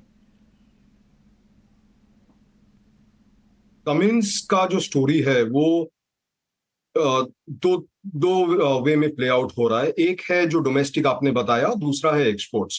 तो डोमेस्टिक में काफी स्ट्रेंथ है, एक्सपोर्ट्स में भी स्ट्रेंथ था अभी, क्योंकि यूरोप और यूएस में थोड़ा सा इकोनॉमिक रिसेशन तो मैं नहीं कहूंगा, थोड़ा सा मंदी चल रहा है, तो एक्सपोर्ट्स में थोड़ा सा इनको इफेक्ट हुआ है। बट अगर आप थोड़ा सा लॉन्गर टर्म देखें तो ये जो एमएनसी इंजीनियरिंग कंपनीज है इनका बहुत बड़ा काम एक्सपोर्ट्स में होगा, क्योंकि कमिंस जैसे कंपनी का एक सब्सटेंशियल बेस चाइना में हुआ करता था, जो धीरे धीरे वो चाइना +1 करने के लिए वो डिस्ट्रीब्यूट कर रहे हैं ग्लोबली।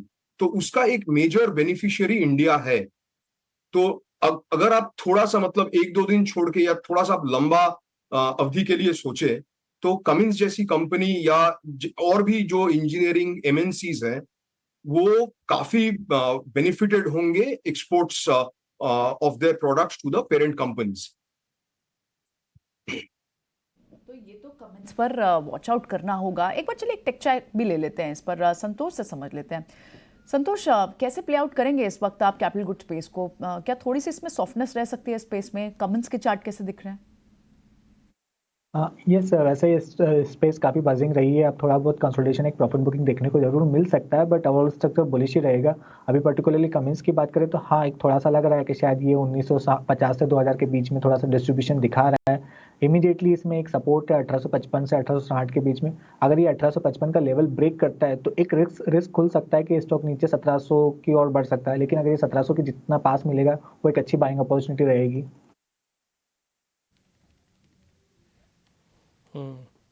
एक और शेयर है कोटेक पे लेकर आज ब्रोकिंग हाउस से इसकी एक रिपोर्ट आई है, जिन्होंने टारगेट करीब 2000 के ऊपर का दिया है। एक बार राहुल जी, आपकी कोटेक पे क्या टेक है? क्योंकि अगर आप बैंक निफ्टी को चलना है ना तो कोटेक के ब्रेकआउट का काम आ सकता है।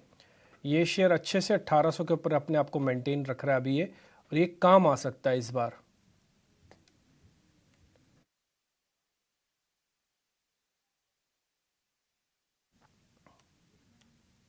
राहुल, एक बार अनम्यूट कर लीजिए अपने आप को, फिर आवाज आएगी आपकी।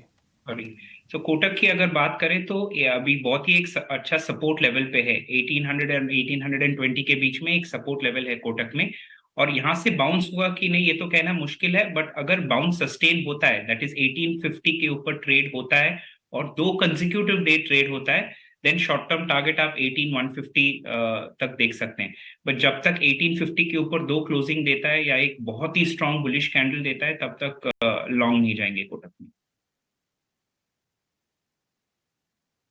एक दो शेयर मेरे को आपसे जरा और पता करने हैं। एक बार जरा आप केईसी इंटरनेशनल को चेक करेंगे। राहुल, आप ही चेक कीजिएगा केईसी इंटरनेशनल को। इसको ऑर्डर मिले हैं 1000 करोड़ से ज़्यादा के, तो ये चलेगा। आज गैप तो करेगा, ये तो पक्का है। गैप के बाद फिर क्या होगा? गैप के बाद भी इसका एकदम हाई पे सस्टेन करना थोड़ा मुश्किल लग रहा है, क्योंकि आप कल का कैंडल नोटिस करेंगे ना, पूरा सेल ऑफ हुआ है। 700 रुपीज से लेके 600 परसों का कैंडल 630 तक का सेल ऑफ हुआ है, जिसका मतलब हायर लेवल्स पे ये सस्टेन नहीं कर पा रहा है और बोलिंजर बैंड को पियर्स करके फिर से नीचे आया है। तो अगर गैप होता भी है, थोड़ा वेरी रहना चाहिए और देखना चाहिए कि ये सस्टेन हो रहा है कि नहीं 2-3 घंटे तक, तब तक लॉन्ग इनिशिएट करना नहीं चाहिए। ठीक है, केसी इंटरनेशनल पर ये भी, लेकिन आज महिंद्रा एंड महिंद्रा का भी शेयर फोकस में रहेगा, क्योंकि इसके नतीजे भी आने वाले हैं। नतीजों को लेकर अनुमान क्या है आपके लिए थोड़ी देर में लेकर आएंगे, लेकिन इस पर जो ब्रोकरेज हाउसेस का जो बुलिश जो टोन है वो कायम है। नोमरा की रिपोर्ट आई है, उन्होंने 1790 रुपये का टारगेट दिया और कहा है कि ईवी कारोबार का जो वैल्यूएशन है टेमासेक ने जो स्टेक अपना लिया है उसको वैलिडेशन मिल गई है कि हाँ वो वहाँ पर वैल्यू है, वो बिजनेस बढ़िया है और निश्चित तौर पर इसमें कोई शक की बात भी नहीं है। लेकिन हमने देखा कि M&M का शेयर कल खबर तो कल आई थी लेकिन कमजोरी के साथ बंद हुआ। लास्ट आवर के ट्रेड में जैसे बाजार थोड़ा रिकवर किया तो M&M का शेयर भी रिकवर किया, लेकिन 1470 रुपये के आसपास का भाव है। संतोष, क्या व्यू होगा आपका M&M के शेयर पर? नतीजों से पहले क्या कोई ट्रेड बनता है इसमें? मेरे हिसाब से इसमें नतीजों के पहले कोई भी ट्रेड करने से थोड़ा सा बचना चाहिए, क्योंकि नतीजों के साथ साथ इस पे आज इंटरेस्टिंग रहेगा कि कोई कमेंट्री आती है जो RBL बैंक में इन्होंने स्टेक लिया था, अगर ये मैनेजमेंट को ज़्यादा क्लैरिफाई नहीं कर पाते तो मे भी शायद स्टॉक में फिर से प्रेशर देखने को मिल सकता है। हालांकि टेक्निकली बहुत ही स्ट्रॉन्ग सपोर्ट पर है, अपने 50-डे मूविंग एवरेज और ट्रेंड लाइन सपोर्ट पर है, तो मेरी नज़र 1440 के सपोर्ट पर रहेगी। अगर 1440 का लेवल ब्रेक नहीं करता है तो संभावना बनती है कि शायद स्टॉक बाउंस बैक कर सकता है, लेकिन इन केस 1440 ब्रेक करता है तो स्टॉक में शायद एक गिरावट बढ़ सकती है 1360 के लेवल के लिए।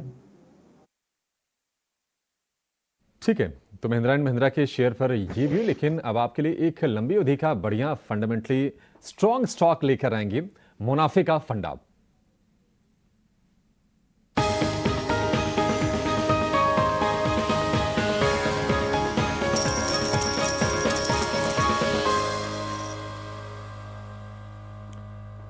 आज अभिषेक की भरमार है वैसे टी9 स्वदेश पर। अभिषेक, वासु मलिक, अगले हमारे एक्सपर्ट अरिहंत कैपिटल के अभिषेक जैन हमारे साथ जुड़ गए हैं आज मुनाफे का फंडा बताने के लिए। अभिषेक, बहुत शुक्रिया आपका समय देने के लिए। बताइए कौन से 2 शेयर हैं जो आपको लगता है कि अब जरूर उस पर नजर होनी चाहिए, पोर्टफोलियो में उसको शामिल करना चाहिए? धन्यवाद मेरे को आपके प्रोग्राम में इनवाइट करने के लिए। तो 3 स्टॉक्स वेयर मैं बात कर रहा हूँ। पहला है पिरामिड एंटरप्राइजेज लिमिटेड। अगर आप इस कंपनी की बात करेंगे, ये कंपनी पिरामिड है और इसमें अभी लास्ट एक चरिंग हो रही है। एक्सिस बैंक के जो ईडी हैं राइट नाउ रिटेल बिजनेस को ग्रोथ करने के लिए गोइंग फॉरवर्ड। इसके अलावा अभी इनके जो ओल्ड होल्सेल इनका ऑलरेडी क्लीन अप हो चुका है। जो स्टॉक है आई थिंक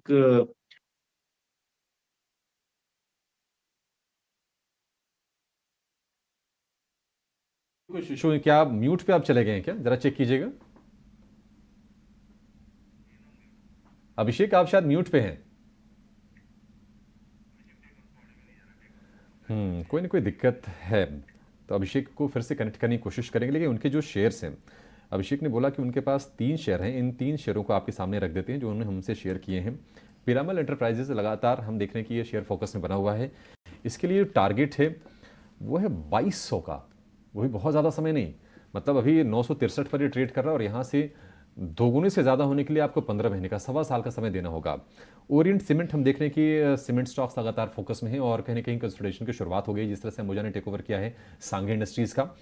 ओरिएंट सीमेंट के लिए टारगेट है 175 रुपये का। शीला फोम, जिसने कि ये भी कंसोलिडेशन वाला स्पेस है, इसने करलॉन को खरीदा, एक बड़ा मार्केट शेयर अपना कर लिया है। हालांकि बड़ा जो स्पेस है वो अनऑर्गेनाइज्ड का ज़्यादा है, लेकिन ऑर्गेनाइज्ड में अपने आप को और मजबूत कर लिया शीला फोम ने, और टारगेट इसमें 1650 रुपये का 15 महीने का, 1142 रुपये के आसपास ये शेयर फिलहाल ट्रेड कर रहा है। तो ये 3 धमाकेदार बढ़िया शेयर हमारे एक्सपर्ट्स की तरफ से, बेहतरीन शेयर्स हैं। अभिषेक की अच्छी रिकमेंडेशन होती है। ठीक है, चलिए बढ़ते हैं आगे। और ये तो पोर्टफोलियो स्टॉक्स में मुनाफे का फंडा, कुछ और स्टॉक्स डिस्कस करते हैं जहां ट्रेड पॉसिबली आपके लिए होना चाहिए। KEC इंटरनेशनल कल भी ये एक अच्छी मूव दिखा रहा था, इसके नंबर्स भी आए और एक ऑर्डर भी सिक्योर किया कंपनी ने 1065 का। और ऐसा ही एक और स्टॉक है स्टर्लिंग एंड विल्सन, यहाँ पर भी लगभग 826 करोड़ के ऑर्डर मिले और ये स्टॉक भी अच्छा चला है। दोनों स्टॉक में आज क्या फॉलोअप बाइंग आ सकती है? राहुल घोष से समझते हैं। Rahul, KEC international and Sterling Wilson, quickly check करके बताएं प्लीज। तो KEC इंटरनेशनल से शुरू करते हैं। तो KEC का बात करें तो अभी हमने बात किया कि हाई टॉप में विक्स ज्यादा बना रहे और इसके चलते अपवर्ड में ऊपर जाते ही सस्टेन नहीं कर पा रहा है, बोलिंजर बैंड पियर्स करके फिर से नीचे आ रहा है। तो अगर आज गैप अप भी होता है तो 2-3 घंटा सस्टेन करना चाहिए, उसके बाद ही हम लॉन्ग ले सकते हैं, नहीं तो अभी फिलहाल लॉन्ग नहीं ले सकते हैं। दूसरा शेयर का नाम आपने बताया? स्टर्लिंग एंड विल्सन है Rahul. I am sorry, I didn't hear that. Sterling and Wilson. Sterling and Wilson, okay. So Sterling and Wilson का चार्ट एक्चुअली बेटर लग रहा है कंपेयर टू KEC, क्योंकि एक अच्छा सा ब्रेकआउट हुआ है और ये कंसोलिडेशन मई से शुरू हुआ है। मई का जो कंसोलिडेशन था वो फाइनली ब्रेकआउट हुआ है। बाइंग लेवल स्पेसिफिकली आप पूछे तो 367 और 370 के बीच बाय कर सकते हैं। अभी 383 पे चल रहा है, 367 और 370 के बीच में बाय कर सकते हैं। स्टॉप लॉस होगा 353, और ये जो बाय लेवल की मैं बात कर रहा हूँ वो एक अच्छा डिमांड जोन है और कोइंसाइड कर रहा है शॉर्ट टर्म मूविंग एवरेजेस के साथ, तो लॉन्ग इस लेवल पे जा सकते हैं, इनिशिएट कर सकते हैं। आज जिन निफ्टी कंपनियों के नंबर्स आने हैं उसमें एसबीआई के नंबर्स आने हैं, एमएनएम के नंबर्स आने हैं और ब्रिटानिया के नंबर्स आने हैं। कल हमने देखा बाजार में डिस्पाइट वीकनेस एफएमसीजी पैक इतना बुरा नहीं कर रहा था, वहां स्ट्रेंथ थी। ब्रिटानिया के नंबर से एक्सपेक्टेशन होनी क्या चाहिए, क्योंकि आप चाहे एचयूएल को देखें, नेस्ले को देखें और इनफैक्ट मिड टीयर में आप डाबर जैसी कंपनीज को देखें, जो वॉल्यूम ग्रोथ एक्सपेक्टेड थी इन कंपनियों की वो नहीं दिखी है। लेकिन ब्रिटानिया ने अपने लास्ट कॉन कॉल में भी बात की थी कि हमें रूरल कंजम्पशन, हमारे पास इतना बड़ा मार्केट शेयर है कि रूरल कंजम्पशन और अर्बन कंजम्पशन को हम बहुत कैटेगोरिकली अलग करके नहीं देखते हैं। क्या ब्रिटानिया में आज एक ट्रेड बनता है? डिफेंसिव भी है ये, और नंबर्स से पहले कोई ट्रेड पॉसिबिलिटी कुणाल ब्रिटानिया में दिखती है? वेल, ब्रिटानिया की बात करें अभी इस लेवल पे जिस हिसाब से स्टॉक अभी ट्रेड कर रहा है, लाइकली चांसेस है कि स्टॉक एक बाउंस बैक दे सकता है, क्योंकि लगातार स्टॉक 4740 का सपोर्ट लेके ट्रेड कर रहा है। पहले भी सिमिलर का रेजिस्टेंस फेस किया था, उसके बाद एक अच्छा खासा ब्रेकआउट ऊपर के लेवल में दिया था। सो यहाँ से 4740 कैसल के साथ यहाँ से बाय करके चलने की सलाह रहेगी। टारगेट की बात करते हैं तो ऊपर में जो टारगेट हमें देखने को मिल सकता है 4900 जैसे ब्रेक होता है ऊपर में 4985 तक के टारगेट हमें स्टॉक दिखा सकता है। तो 4740 के स्टिक कैसल के साथ यहाँ से पोजीशन बनाने की सलाह रहेगी। ठीक है संतोषी, एक बार जरा एमजीएल का चार्ट देखेंगे, कल इसके भी नंबर्स आए हैं एस्टिमेशन के हिसाब से, तो नंबर्स काफ़ी स्ट्रॉन्ग है। आज शेयर में क्या करना चाहिए सुबह खुलते ही? एमजीएल मान लीजिए गैप के साथ नहीं खुलता है तो पिक्चर भी अच्छा है। आप देखो कल गुजरात गैस में जरूर प्रेशर था, लेकिन ये स्टॉक डेज हाई पे बंद हुआ था और अपने 20 डे मूविंग एवरेज को बहुत अच्छे से रिस्पेक्ट कर रहा है। तो लग रहा है कि ये स्टॉक तेजी और दिखा सकता है और 1200 के लेवल तक जा सकता है। तो अभी भी यहाँ पे अच्छी तेजी बन सकती है, स्टॉक में स्पेस है काफी। तो आप यहाँ पर 1100 के स्टॉप लॉस से खरीदारी कर सकते हो for the target of 1200। Okay ठीक है। एक शेयर मेरे को आपसे और पता करना है, ये आईसीआईसीआई बैंक कल मार्केट को टॉप लूजर बन रहा था, प्रेशर काफ़ी दे रहा था, आज रिकवरी के कितने चांसेस हैं? इसमें कोई खबर वबर नहीं है। हाँ, मैं सिर्फ वैसे शेयर्स पकड़ रहा हूँ कि जो कल या परसों डैमेज कर रहे थे लेकिन फंडामेंटली काफ़ी अच्छे बताए जाते हैं। अब 965 पे लेना चाहिए संतोष आईसीआईसीआई बैंक को, या फिर रुक जाए अभी? मुझे लगता है मॉर्निंग में खुलने के बाद थोड़ा सा डिप और दे सकता है, 960 से 955-56 की रेंज में मिलता है। तो वहां पर आप एक एज ए ट्रेडिंग बेट ले सकते हो। इन्वेस्टमेंट के लिए तो कोई प्रॉब्लम है ही नहीं, कभी भी खरीदिए, लेकिन एज ए ट्रेडिंग बेट लेना है तो 60 से 55 की रेंज में मिलता है। तो सिर्फ 955 के स्टॉप लॉस से आप खरीदारी कर सकते हो। एक टेम्पररी बाउंस बैक देखने को मिल सकता है टुवर्ड्स 975। ठीक है, 975 की तरफ टेम्पररी बाउंस कह रहे हैं कि आईसीआईसीआई बैंक में देखने को मिल सकता है। लेकिन एसबीआई को भी चेक कर ही लेते हैं, क्योंकि एसबीआई के नतीजे आज आएंगे। और हमने देखा कि 600 रुपये के आंकड़े को पार किया था, वहाँ से फिर फिसलन आई एसबीआई के शेयर में। 590 रुपये के आसपास का भाव है। कल लास्ट टारगेट रेट में इसमें भी रिकवरी थोड़ी सी आई है। इस पर जरा आप व्यू दीजिए कुणाल, क्या करना चाहिए एसबीआई के शेयर में? एसबीआई की बात करें तो एक अच्छी खासी गिरावट हमें पिछले 2 ट्रेडिंग सेशन में देखने को मिल रही है। एंड इस लेवल पे देखने जाए तो एक काफी अच्छा सपोर्ट स्टॉक में हमें देखने को मिला है 580 के अराउंड। 590 का यहाँ पे क्लोज देखने को मिल रहा है। 580 का सपोर्ट अगर स्टॉक ले लेता है, मुझे लग रहा है कि काफी अच्छे बाउंस बैक यहाँ पे देखने को मिल सकते हैं up to the level of 620, जिसका रिसेंटली का हायर। मेरी सलाह ये रहेगी कि 580 के एसएल के साथ यहाँ से एसबीआई बाय करके चलने की सलाह है। पहला टारगेट 620 का हमें ये स्टॉक दिखा सकता है। एसबीआई को खरीदने की सलाह है। अभिषेक के पास आएंगे। अभिषेक, हम देख रहे हैं कि पावर स्टॉक्स लगातार चले हुए हैं और छोटी मोटी कोई गिरावट किसी दिन आती है ना, तो अगले दिन फिर स्ट्रांग रिकवरी आ जाती है। आप कोई भी शेयर उठा के देख लीजिए, लेकिन खबरें भी लगातार आ रही हैं। आज 3-4 कंपनियों को लेकर खबरें हैं। टोरेंट पावर को लेकर खबर है कि शाहपुर पालन जी के डीसैलिनेशन प्लांट के लिए ग्रीन पावर मुहैया कराएगी। एसजेवीएन को सिक्किम में एक ऑर्डर मिला है, हाइड्रो पावर के लिए करार किया इन्होंने। और केपीआई ग्रीन को 200 मेगावाट का सोलर प्रोजेक्ट का ऑर्डर मिला है। ये 3-4 खबरें आज हैं पावर स्पेस से। आपकी कहीं खास नजर इस स्पेस में कोई शेयर जो आप अभी रेकमेंड करना चाहेंगे? हालांकि चल बहुत चुके हैं ये।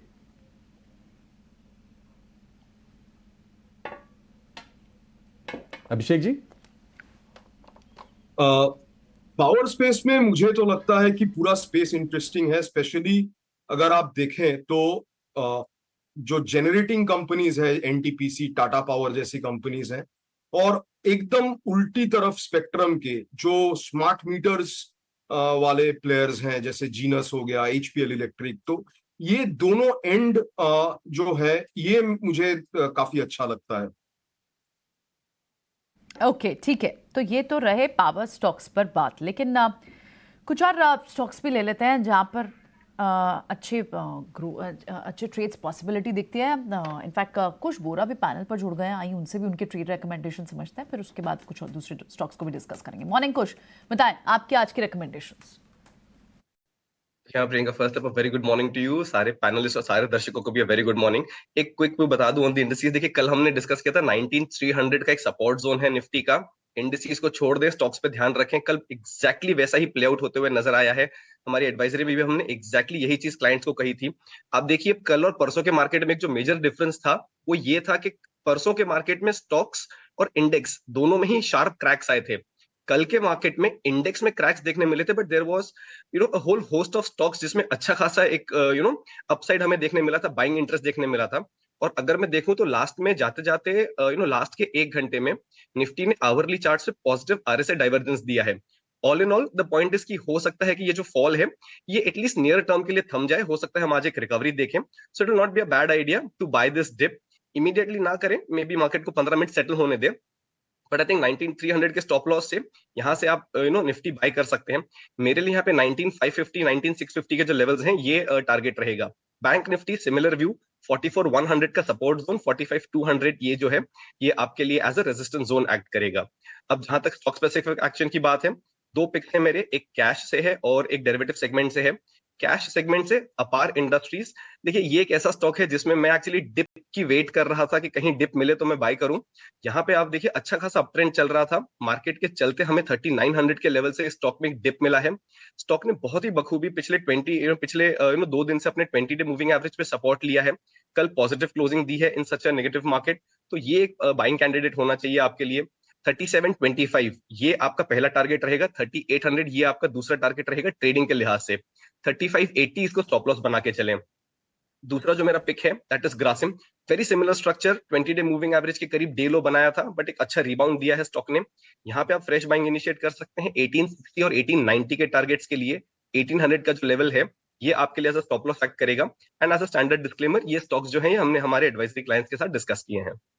आप एक बाउंस बैक आज एंटिसिपेट कर रहे हैं, यानी आप डिप को आज बाय करना चाहेंगे, ठीक है, लेकिन ये टेम्पररी हो सकता है। ये हमारे एक्सपर्ट्स हमें बता भी रहे हैं कि थोड़ी सी वॉलेटाइल मूव अभी कुछ दिन देखने को मिल सकती है, जब तक हम एक कंडीशनल मूव है 1960 के ऊपर जब तक नहीं चले जाते, ठीक है, वॉच आउट करेंगे। एटलीस्ट आज के ट्रेड्स की तो हमने बात की, आपके सामने सारी रिकमेंडेशन है। एक स्टॉक और डिस्कस करना चाहेंगे और इसके नंबर्स आने, और ये एक हेवी वेट है ऑटो का, M&M, जिसकी चाल अच्छी रही भी है। आज M&M के नंबर्स हैं और इनफैक्ट आइशर मोटर्स के जिस तरह के नंबर सरप्राइज किए, M&M पर नोमुरा की भी एक अच्छी रिपोर्ट आई है। यहाँ पर बाय करके उन्होंने टारगेट प्राइस 1790 का दिया है। और तेमासिक का जो अभी हाल ही में ईवी बिजनेस में जो इनका इंटरेस्ट है, उनकी जो इन्वेस्टमेंट है, उसको भी उन्होंने एक बड़ा ट्रिगर पॉइंट बताया है फॉर फर्दर अपसाइड। लेकिन M&M पर आज क्या ट्रेड बनता है? 1480 का भाव है, लगभग 1% प्री ओपन में दिख रहा है। संतोष, M&M को आज बाय करना चाहिए? जी प्रियंका, अभी जस्ट डिस्कस किया था हमने कि M&M को आज थोड़ा सा वॉच कीजिए। इसकी कमेंट्री इंपॉर्टेंट रहेगी कि वो RBL बैंक को लेकर क्या डिस्कस करते हैं। अगर वहाँ पे बहुत ज़्यादा कुछ क्लैरिफिकेशन नहीं आता तो रिस्क हो सकता है कि जो इसका इंपॉर्टेंट सपोर्ट लेवल है 1440, अगर वो ब्रेक होता है 1440 तो शायद स्टॉक 1350 तक जा सकता है। लेकिन इन केस ये 1440 का लेवल होल्ड करने में कामयाब हो जाता है और ऊपर 1500 का लेवल क्रॉस कर देता है तो फिर स्टॉक एक शॉर्ट कवरिंग का कैंडिडेट भी हो सकता है।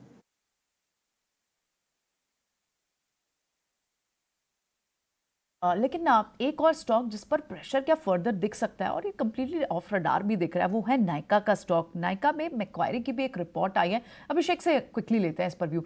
अभिषेक, pressure retail stock, retail specially जिस सेगमेंट में है, इनके लिए एक प्रेशर अपने दूसरे कॉम्पिटिशन से है। रिलायंस रिटेल का भी एक बड़े प्लान्स है मार्केट शेयर एक्वायर करने के लिए, और नायका काफ़ी समय से अंडर परफॉर्मर रहा है।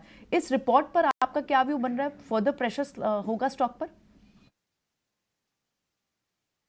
जी, मैंने रिपोर्ट तो नहीं पढ़ी है अभी तक, लेकिन ओवरऑल नायका पे मेरा पॉजिटिव व्यू नहीं है। जैसे आपने बताया कि बहुत ज्यादा कॉम्पिटिटिव मार्केट है, बहुत बहुत सारे प्लेयर्स हैं, इंटरनेशनल प्लेयर्स हैं, बड़े डोमेस्टिक प्लेयर्स हैं और रीजनल प्लेयर्स भी हैं। तो बहुत मुश्किल है ये इतना कॉम्पिटिटिव मार्केट में बहुत ज्यादा कुछ नया करने के कोशिश जो ये लोग कर रहे हैं, बहुत मुश्किल है मुझे लगता है।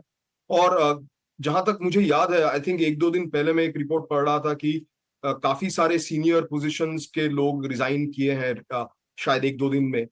तो वो भी शायद थोड़ा सा नेगेटिव है मेरे हिसाब से। अगर एक साथ 4-5 सीनियर कंपनी के ऑफिशियल्स रिजाइन करते हैं तो operations of the company affect हो सकते हैं। तो ओवरऑल मुझे तो बहुत पॉजिटिव नहीं लगता है।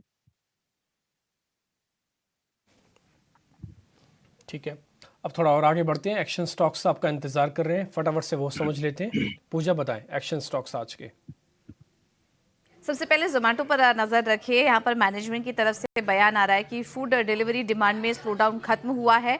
FY24 में ब्लिंकिट के 100 स्टोर खुलेंगे और विज्ञापन आधे ग्रोथ का बड़ा ड्राइवर होगा। तो ये कुछ कमेंट्स आ रहे हैं जोमेटो की तरफ से, इसके चलते नजर रखिए।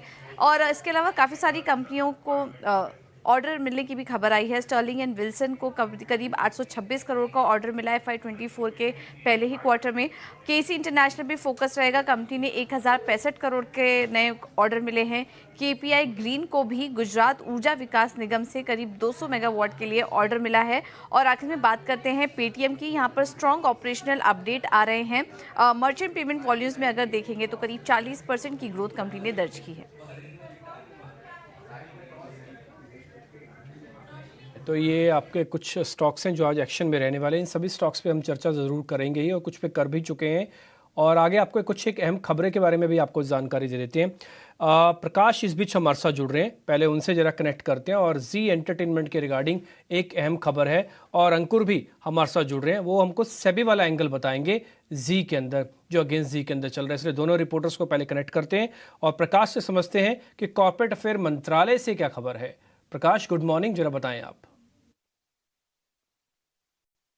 देखिए, सूत्रों के हवाले से हमें एक्सक्लूसिव जानकारी मिल रही है कि मिनिस्ट्री ऑफ कॉर्पोरेट अफेयर्स ने जी एंटरटेनमेंट के ऊपर फंड की हेराफेरी का जो कथित आरोप लगाया गया है, अब उस मामले को संज्ञान में लिया है और इसके हर पहलुओं को ध्यान में रखकर इसको एग्जामिन किया जा रहा है। सूत्र हमें इस बात की भी जानकारी दे रहे हैं कि सेबी के इंटरिम ऑर्डर के बाद, जिसमें जी एंटरटेनमेंट के ऊपर बोगस बुक एंट्रीज और साइफरिंग ऑफ फंड्स का जो आरोप लगाया गया है, उसके बाद मिनिस्ट्री ऑफ कॉर्पोरेट अफेयर्स ने इस मामले को संज्ञान में लिया है और इस तथ्य पर गौर किया जा रहा है कि क्या इस मामले में कॉर्पोरेट गवर्नेंस की अनदेखी की गई है। साथ ही साथ सूत्र ये भी बता रहे हैं कि तमाम पहलुओं को ध्यान में रखते हुए कंपनीज एक्ट के हिसाब से प्रॉपर इंक्वायरी जो है इस मामले में की जाएगी। हालांकि अभी तक मिनिस्ट्री ऑफ कॉर्पोरेट अफेयर्स ने इस मामले में इंस्पेक्शन ऑर्डर जो है वो जारी नहीं किया है, क्योंकि ये मामला अभी भी सेबी के संज्ञान में है और फाइनल ऑर्डर जो है सेबी की तरफ से इशू नहीं किया गया है। ऐसे में इस मामले के तमाम पहलुओं पर अभी विचार किया जा रहा है। जैसा कि आपको पता है कि 2020 में भी मिनिस्ट्री ऑफ कॉर्पोरेट अफेयर्स ने जी एंटरटेनमेंट के बुक के इंस्पेक्शन के ऑर्डर दिए थे, इंस्पेक्शन किए गए थे, जब उसके 2 इंडिपेंडेंट डायरेक्टर्स ने बोर्ड से रिज़ाइन कर दिया था। इस मामले में जैसा कि हमें सोर्स बता रहे हैं, तमाम पहलुओं की जांच की जाएगी, सेबी के फाइनल ऑर्डर का इंतजार किया जाएगा और तमाम पहलुओं को ध्यान में रखते हुए ही एमसीए आगे बढ़ेगी। ठीक है प्रकाश, ये काफ़ी हद तक अच्छे से समझ में आ रहा है कि कॉर्पोरेट अफेयर मंत्रालय जो है अब इसकी जांच को थोड़ा और आगे बढ़ा रहा है। लेकिन सेबी एंगल क्या है ये अंकुर से एक बार समझ लेते हैं। अंकुर, ये सेबी और जी एंटरटेनमेंट का क्या लेना देना है इस पूरे मामले से, जरा हमको खुल के बताइएगा पूरा मामला। जी, सूत्र हमें ये बता रहे हैं कि सेबी चेयरपर्सन अब खुद जी एंटरटेनमेंट के मामले की सुनवाई कर सकती हैं। सूत्रों की माने तो जो सैट का डायरेक्शन है उसको अवॉइड करने के लिए यही बेस्ट सॉल्यूशन माना गया है सेबी की तरफ से। सैट ने पहले ये डायरेक्शन दिया था कि वो होल टाइम मेंबर्स जो पहले ही इस मामले में पहले सुनवाई कर चुके हैं, किसी कंसेंट प्रोसीडिंग में शामिल हो चुके हैं, उनको फाइनल ऑर्डर पास नहीं करना चाहिए, क्योंकि यहां पर थोड़ी बायसनेस हो सकती है जो पिछले सेटलमेंट प्रोसीडिंग्स हैं उनको लेकर। और इसी वजह से अश्विनी भाटिया जो होल टाइम मेंबर हैं और साथ ही साथ अनंत नारायणन ये दोनों ही फाइनल ऑर्डर पास नहीं कर सकते। तो अब तीसरे जो होल टाइम मेंबर बचे वो हैं अनंत बरुआ, लेकिन यहां पे प्रॉब्लम है कि उनका जो टर्म है वो 31 जुलाई को एक्सपायर हो रहा है। तो इसलिए अगर प्रोसीडिंग्स आगे बढ़ी तो आखिर कौन देखेगा। इसीलिए हमें जो जानकारी मिली है उसके मुताबिक सेबी चेयरपर्सन अब खुद इस मामले की सुनवाई करेंगी और फाइनल ऑर्डर सेबी चेयरपर्सन खुद ही पास कर सकती हैं जी एंटरटेनमेंट के मामले में। लेकिन उससे पहले बिल्कुल सुनवाई होगी जी एंटरटेनमेंट के पक्ष की, और सुभाष चंद्रा और पुनीत गोयनका जी अपने तरफ की जो दलीलें हैं वो सेबी को पेश कर सकते हैं, क्योंकि इंटरिम ऑर्डर में तो कई सारे एलिगेशंस थे जहां पे साइफनिंग ऑफ फंड्स और बहुत सारे कॉर्पोरेट गवर्नेंस के लैप्सेस का भी आरोप था। तो वो सारा पक्ष अब जी रखने वाला है। और साथ ही साथ अगर हम जी सोनी मर्जर की बात करें तो वो एनसीएलटी में अटका हुआ है। एनसीएलटी ने सभी पक्षों को सुन लिया है, लेकिन फाइनल ऑर्डर अभी पास होना बाकी है। ठीक है अंकुर, बहुत शुक्रिया ये पूरा एंगल हमको बताने के लिए कि सेबी चेयरपर्सन खुद इन्वॉल्व हो सकते हैं इस पूरे मैटर को और इसकी सुनवाई की जा सकती है। अभिषेक बासु मलिक हमारे साथ है। अभिषेक, कहीं कहीं आपको ऐसा नहीं लग रहा कि जी एंटरटेनमेंट अलग चल रहा है और ये जो जांच चल रही है वो कहीं ना कहीं सुभाष चंद्रा पुनीत गोयनका तक ही लिमिटेड है? क्योंकि शेयर के प्राइजेस को देख के ऐसा नहीं लग रहा कि वो डरता है या उसकी कोई गंभीरता है, वो अलग चाल है। ये मामला कहीं निजी होता जा रहा है। आपकी रीडिंग है इस पे? मैं बहुत क्लोजली इसको वॉच नहीं करता हूं, बट जो भी देखा है उसमें आपकी जो बात है वो सही लग रही है, क्योंकि जी एंटरटेनमेंट एक अलग कंपनी है और जो केसेस जो चल रही है वो इंडिविजुअल्स पे हो रही है। तो मुझे लगता है कि और जी का अभी एक जो सोनी के साथ टाई अप की बात है, तो उसके हिसाब से मेरे हिसाब से स्टॉक चल रहा है और जो सेबी का केस है वो अलग है। जी एंटरटेनमेंट पर ये व्यू, लेकिन बाजार के जो लेवल्स हैं इंडेक्स के वो सेटल हो गए हैं। निफ्टी 81 अंकों पर खुलने के संकेत दे रहा है। सेंसेक्स करीब 225 अंकों पर खुलेगा और निफ्टी बैंक की अगर बात करें तो 250 अंकों की तेजी पर वहां शुरुआत होने के संकेत हैं और ब्रॉडर मार्केट संकेत भी आज ठीक ठाक रहेंगे। नतीजों का पूरा फ्लेवर आपको दिखेगा, लेकिन बाजार खुलने से पहले क्विकली एक बार जान लेते हैं कि बिग बोल्ड ब्रोकरेजेस में आज क्या है, कहां पर फोकस है। मामाक्षी बताइए।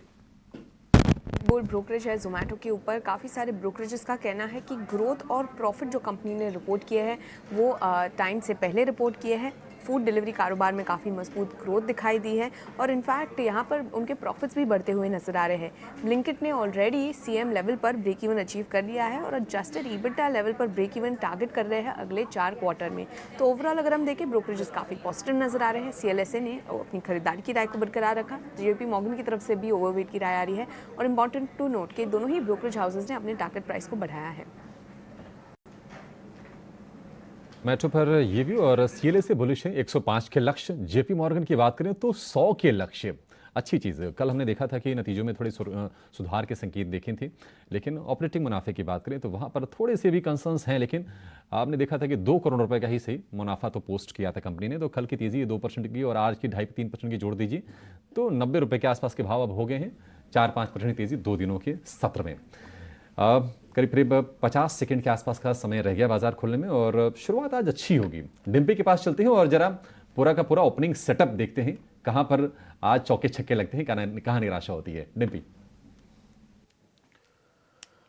देखिए, काफ़ी दिनों के बाद आपको फिर से निफ्टी पर हरा निशान गैप के साथ दिख रहा होगा। 81 पॉइंट की बढ़त के साथ निफ्टी खोल रहा है, लेकिन ध्यान देने वाली बात है इसमें 19,500 मिस है। तो 81 पॉइंट के गैप को मत देखिएगा, पहले 19,500 को देखिएगा, उसकी वेटेज ज़्यादा है। दूसरी इंपॉर्टेंट बात, बैंक निफ्टी पे भी आपको ज़्यादा गौर करना होगा।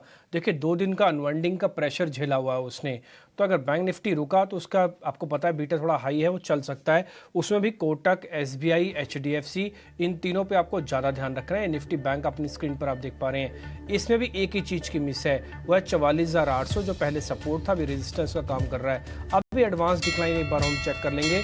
हमारे हिसाब से कम 1300 एडवांसेस आने चाहिए आज, और नंबर्स कुछ वैसे ही हैं। 1300 का ही डॉट नंबर हमको आता हुआ दिखा है। 186 डिक्लाइंस हमको देखने को मिल रहे हैं। कुल मिला के बाजार के रिदम आज थोड़ा ज़्यादा ठीक लग रहा है। ये रिदम एक्चुअली मैं इसलिए भी ठीक बोल रहा हूँ क्योंकि 2 दिन से आप जो सेल देख पा रहे हैं ना, ये उसको थोड़ा अरेस्ट करने की कोशिश करेगा। बस ऐसा नहीं कि बाजार एकदम से ऊपर आ जाएगा, 2 दिन का जितना लॉस है 1 दिन में कवर करेगा, ऐसा सेटअप तो नहीं है। कम से कम, और वो स्टार्टिंग में आपको शेयर्स में भी नहीं दिखेगा। वो मैं शेयर्स भी कर एक एक करके आपको दिखाता हूँ। आप एक काम करेंगे, पहले जरा Kotak, axis bank, ICICI bank और HDFC ये जरा सभी दिखा दीजिए। इन सब में जो बढ़त आप देख पा रहे हैं ना, 1% भी किसी में भी नहीं है। ये ज़्यादातर आधे से पौने 1% की मजबूती के साथ ही ट्रेड कर रहे हैं। ये मैं आपको इसलिए बता रहा हूँ क्योंकि इसमें निफ्टी बैंक के लेवल्स और नंबर्स बहुत हद तक छुपे होंगे। अब आ जाइए जरा निफ्टी पे, इसमें आप रिलायंस इंडस्ट्रीज को चेक करवा दीजिए। यस, आधा % ऊपर है ये भी। तो बहुत एग्रेशन के साथ बड़े शेयर सामने नहीं निकल के आए हैं।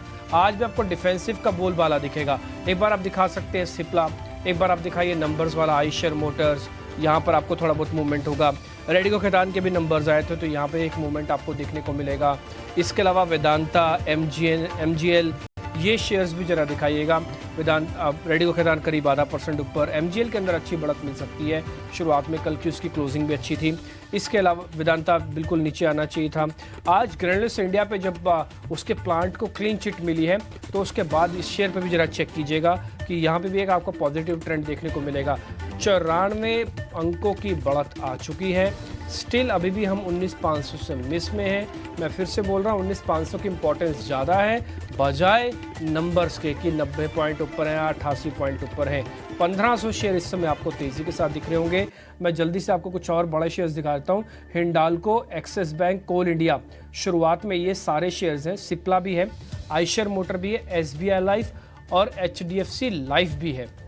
ये शेयर भी ऊपर है। अब आप एक और चीज़ नोटिस करवाता हूँ मैं आपको। निफ्टी बैंक 1 मिनट के लिए वापस दिखाइएगा। हमने आपको कहा था कि नंबर्स को छोड़ना है, लेवल्स को पकड़ना है। लेवल्स ये थे कि 44,800 आ जाना चाहिए। निफ्टी बैंक खुलने के बाद करीब 50-60 पॉइंट नीचे आया है बजाय चलने के, लेकिन निफ्टी अभी एज इट इज खड़ा हुआ है। 1500 शेयर आपको एडवांसेस के अंदर दिख रहे होंगे। जो वीक कर रहा है ना बाजार को, वो भी दिखाता हूँ। सन फार्मा वीक कर रहा है, भारतीय एयरटेल वीक कर रहा है, पावर ग्रिड वीक कर रहा है, HUL वीक कर रहा है। ये कुछ वो शेयर्स हैं जो आपको लाल निशान में भी आपको दिख रहे होंगे। एक का रेलवे काउंटर्स पे थोड़ा आप ध्यान रख सकते हैं। यहाँ पे एक मोमेंटम आपको अच्छा मिल जाएगा। उसमें IRFC एक लीड करता हुआ शेयर है। रुकिएगा, लेवल्स को चेक करके ही ट्रेड कीजिएगा। ये लेसन्स हैं मार्केट के कि आपको इस चीज़ पे नहीं देखना कि हम कितना टूटे हुए हैं, इस चीज़ पे देखना कि कौन हमारे लेवल्स पे सपोर्ट दे रहा है और किससे छूट रहा है। ये लेवल्स का गेम है, भावनाओं का गेम नहीं है। भारतीय एयरटेल और अदानी एंटरप्राइजेज आपको लाल निशान में दिखेंगे। इसके अलावा ज़्यादातर शेयर्स बढ़त में है। आप प्रियंका के पास चलते हैं और उनसे समझते हैं कि छोटे मझोले शेयर्स में क्या हो रहा है और फिर मेहमान क्या ट्रेड दे रहे हैं। ठीक है, बिल्कुल। जब भी देखिए नंबर्स का इम्पैक्ट है। LIC हाउसिंग फाइनेंस के नंबर्स अच्छे आए थे और आप इसी तरह से दूसरे फाइनेंस काउंटर्स को देखें तो वहाँ पर स्ट्रेंथ दिख रही है आपको। मैक्स फाइनेंशियल में मूव है। इनफैक्ट दूसरे कुछ और काउंटर्स में बात करें, PB फिनटेक जैसे स्टॉक्स में मूव आपको दिख रही है। पावर स्टॉक्स में टॉरेंट पावर फिर से तेज है। डिक्सन कल भी ये 7% तेज था क्योंकि इन्हें फायदा मिलता हुआ है, ESM स्पेस को फायदा मिलता हुआ दिखता है अगर इंपोर्टेड लैपटॉप्स बैन होते हैं। और कल इस वजह से डिक्सन में एक मूव भी स्ट्रॉन्ग थी। इनके पास बड़े ऑर्डर भी हैं कुछ बड़ी कंपनियों के। दूसरे जो स्टॉक्स हैं PB फिनटेक, डिलीवरी, इनमें मूव अच्छी दिख रही है। तो ये जो न्यू एज टेक स्टॉक्स थे, जोमेटो चल रहा है, पेटीएम की भी ट्रांजेक्शनल मंथली ट्रांजेक्शन डिटेल्स आई हैं जो अच्छी आई हैं। PB फिनटेक, डिलीवरी, यहाँ पर आप मूव देख रहे हैं। AB फैशन के नंबर्स हैं आज और उससे पहले आपको थोड़ी सी मूव दिख रही है। तो ओवरऑल आज आपको कहीं ना कहीं फाइनेंस काउंटर्स में थोड़ा सा बाउंस बैक दिख रहा है। LIC हाउसिंग तो अपने नंबर्स पे रिएक्ट कर रहा है। मैक्स फाइनेंशियल उस रब ऑफ में दिख रहा है और महिंद्रा फाइनेंस जहाँ पर अच्छा खासा रब ऑफ आ चुका है 15-16% का post the numbers. Sub broker house की डाउनग्रेड रिपोर्ट्स भी आई। अब आप वहाँ पर काउंटर में थोड़ा सा बाउंस बैक देख रहे हैं। देखते हैं कितना ट्रेडिंग गेन मिलता है यहाँ पर, पॉसिबिलिटी। लेकिन एट द सेम टाइम गिरने वाले शेयरों में जो अच्छे बढ़ चुके थे, मैक्स हेल्थ केयर जैसे काउंटर्स, वहाँ पर प्रीमियम वैल्यूएशन के चलते जो रिपोर्ट आई थी उसका हैंगओवर अब तक है। 4.5% आज भी गिरा हुआ है काउंटर। दीपक नाइट्रेट कमजोर नंबर्स आए थे, पूरे स्पेस पे कंसर्न है। वीक सेट ऑफ नंबर्स इस स्पेस में सारी कंपनियों के आ रहे हैं और स्टॉक रिएक्शन दे रहे हैं। लेकिन एक आध दिन आपको बाउंस बैक भी बीच में दिखा था। देखना होगा कि आज ये कितना फर्दर स्लाइड होता है। उसके अलावा इमामी और ल्यूपिन थोड़ा सा तो आपको फार्मा काउंटर्स ठीक दिख रहे हैं। कमेंस फ्लैट है। कमेंस के नंबर्स स्ट्रीट की एक्सपेक्टेशंस थोड़े से वीक जरूर है लेकिन अभी फ्लैट ट्रेड कर रहा है। तो ये तो ओवरऑल मोटा मोटा आपको मिड कैप में दिख रहा है अभिषेक। हाँ, मिड कैप में लेकिन प्रियंका बता रही कि एक्शन भरपूर है और कंज्यूमर टेक और फाइनेंशियल टेक ये जो स्पेस है यहाँ पर हम तेज़ी देख रहे हैं। कंज्यूमर टेक में अगर हम जोमेटो की बात करें तो देखिए शेयर ये 7% ऊपर है। तो नतीजे अच्छे, कमेंट्री अच्छी, ब्रोकरेज हाउसेस का भरोसा और ख़बर ये भी आ रही है शायद कि कोई ब्लॉक डील हुई है जोमेटो के शेयर में करीब 250 करोड़ रुपए के आसपास की। तो जोमेटो हम देख रहे हैं कि अब 9% ऊपर शेयर, ये भाव देखिए कुणाल, काफी समय हो गया। तो टारगेट लगता है जल्दी आ जाएगा। काफी समय हो गया। हम लोग शतक की बात कर रहे थे कि जोमेटो शतक लगाएगा क्या, शतक कहीं आज ही ना लग जाए। जोमेटो पहले एक व्यू दीजिए, फिर बाकी स्टॉक पर चर्चा करेंगे। काफी अच्छी मोमेंटम हमें जोमेटो में देखने को मिल गई है। 9% ऊपर ऑलरेडी स्टॉक रन कर रहा है नाउ। जो बाई वाला जो लेवल था वो तो अभी नहीं दिख रहा है, लेकिन हाँ मैं यही जरूर कहूंगा कि 98 का जो हमने लेवल बताया था, 98 के बाद आज का आपका जो शतक वाला लेवल था वो दोनों टच कर सकते हैं, और लाइकली चांसेस है कि दोनों के दोनों आज ही टच कर सकते हैं जिस हिसाब से अभी वॉल्यूम क्रिएट हुआ है। तो व्यू अभी फिलहाल पॉजिटिव साइड का है। और मैं इतना जरूर कहूंगा कि अगर ये 98 के ऊपर अगर सस्टेन होता है कल के ट्रेडिंग सेशन में प्लस आज के ट्रेडिंग सेशन में जो मोमेंटम अभी देखने को मिले, अगर ये 98 के ऊपर सस्टेन होता है तो मुझे लग रहा है कि मिनिमम टारगेट इसका 115 का भी हमें देखने को मिल सकता है। तो व्यू बहुत ही बढ़िया अभी स्टॉक में बन रहा है। ये हाथ ना जरा आप अपनी ओपनिंग ट्रेड से बता दीजिए कुणाल। यस जी, ओपनिंग ट्रेड में अभी एक स्टॉक आया है नजर में, एनबीसीसी नाम है। काफी अच्छी मोमेंटम अभी स्टॉक में देखने को मिल रही है। पहले भी स्टॉक ने काफी अच्छी बढ़त दिखाई थी। मैं कहूंगा कि 45-30 के अराउंड स्टॉक ट्रेड कर रहा है। प्रेजेंट लेवल से स्टॉक में बाय करने की सलाह है। 45-35 पे स्टॉक ट्रेड कर रहा है, बाय कीजिए। लोअर लेवल पे हम जो ऐसे मेंटेन करेंगे 43 का है। टारगेट की बात करते हैं तो ऊपर में 48 का टारगेट हमें देखने को मिल सकता है, और वो जैसे ही ब्रेक होता है ऊपर में 51 का भी लेवल हमें देखने को मिल सकता है। ये है एनबीसीसी पहला स्टॉक। दूसरा स्टॉक जिसमें भी आज अच्छी खासी मोमेंटम हमें फिलहाल देखने को मिल रही है, ये है जीआईसी हाउसिंग फाइनेंस। 204 के अराउंड अभी स्टॉक ट्रेड कर रहा है GIC housing finance. Present level से खरीदारी करके चलने की सलाह है। लोअर लेवल पे हम जो ऐसे मेंटेन करेंगे 195 का होगा। टारगेट की बात करें तो 211 का पहला टारगेट है, जो लगता है कि आज के ही ट्रेडिंग सेशन में हमें अचीव होते हुए देखने को मिल सकता है।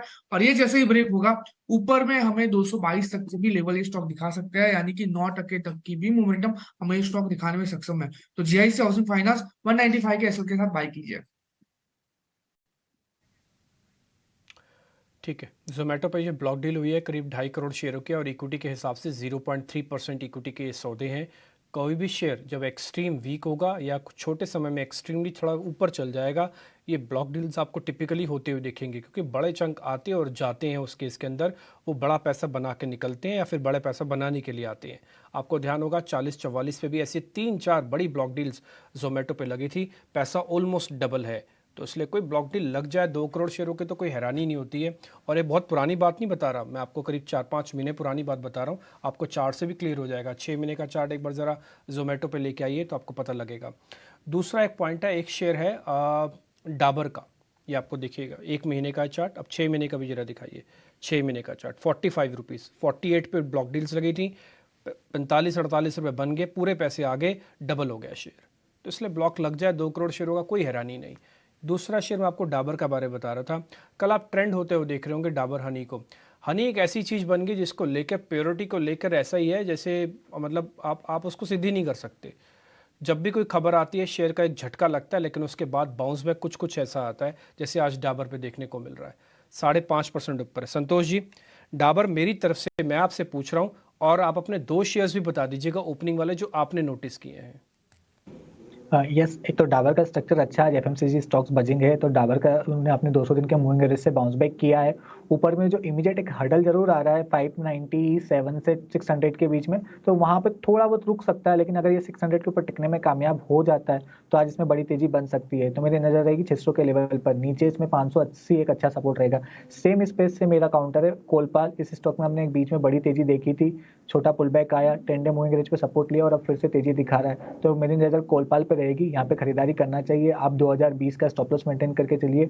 ऊपर में 2100 रुपए तक के टारगेट देखने को मिल सकते हैं। और इसके अलावा आज फार्मा स्टॉक्स में अच्छी स्ट्रेंथ देखने को मिल रही है। लुपिन के नतीजे अच्छा है, खुला नीचे था लेकिन वापस अच्छी रिकवरी देखने को मिल रही है। मुझे लगता है यहाँ मोमेंटम और बढ़ते हुए दिखेगा। स्टॉक ऊपर में 1075 तक जा सकता है, नीचे 1040 का स्टॉप लॉस रहेगा। ओके, ठीक है। एक और शेयर भी आपकी लिस्ट में मैं नोटिस कराऊंगा जिसमें ब्लॉक डील लगी होगी, वो IRFC है। मैंने आपको शुरुआत में भी कहा था ये शेयर आज इसको पता नहीं क्यों जल्दी थी, ये खुला भी गैप के साथ ही था, और अब खबर ये आ रही है कि करीब 2 करोड़ शेयरों के आसपास की ब्लॉक डील लगी है। IRFC 3% ऊपर है। राहुल जी, एक शेयर ये मेरी तरफ से है, इस पर जरा आप चेक करके बता दीजिएगा। 2 शेयर आप अपने भी दे दीजिए ओपनिंग के।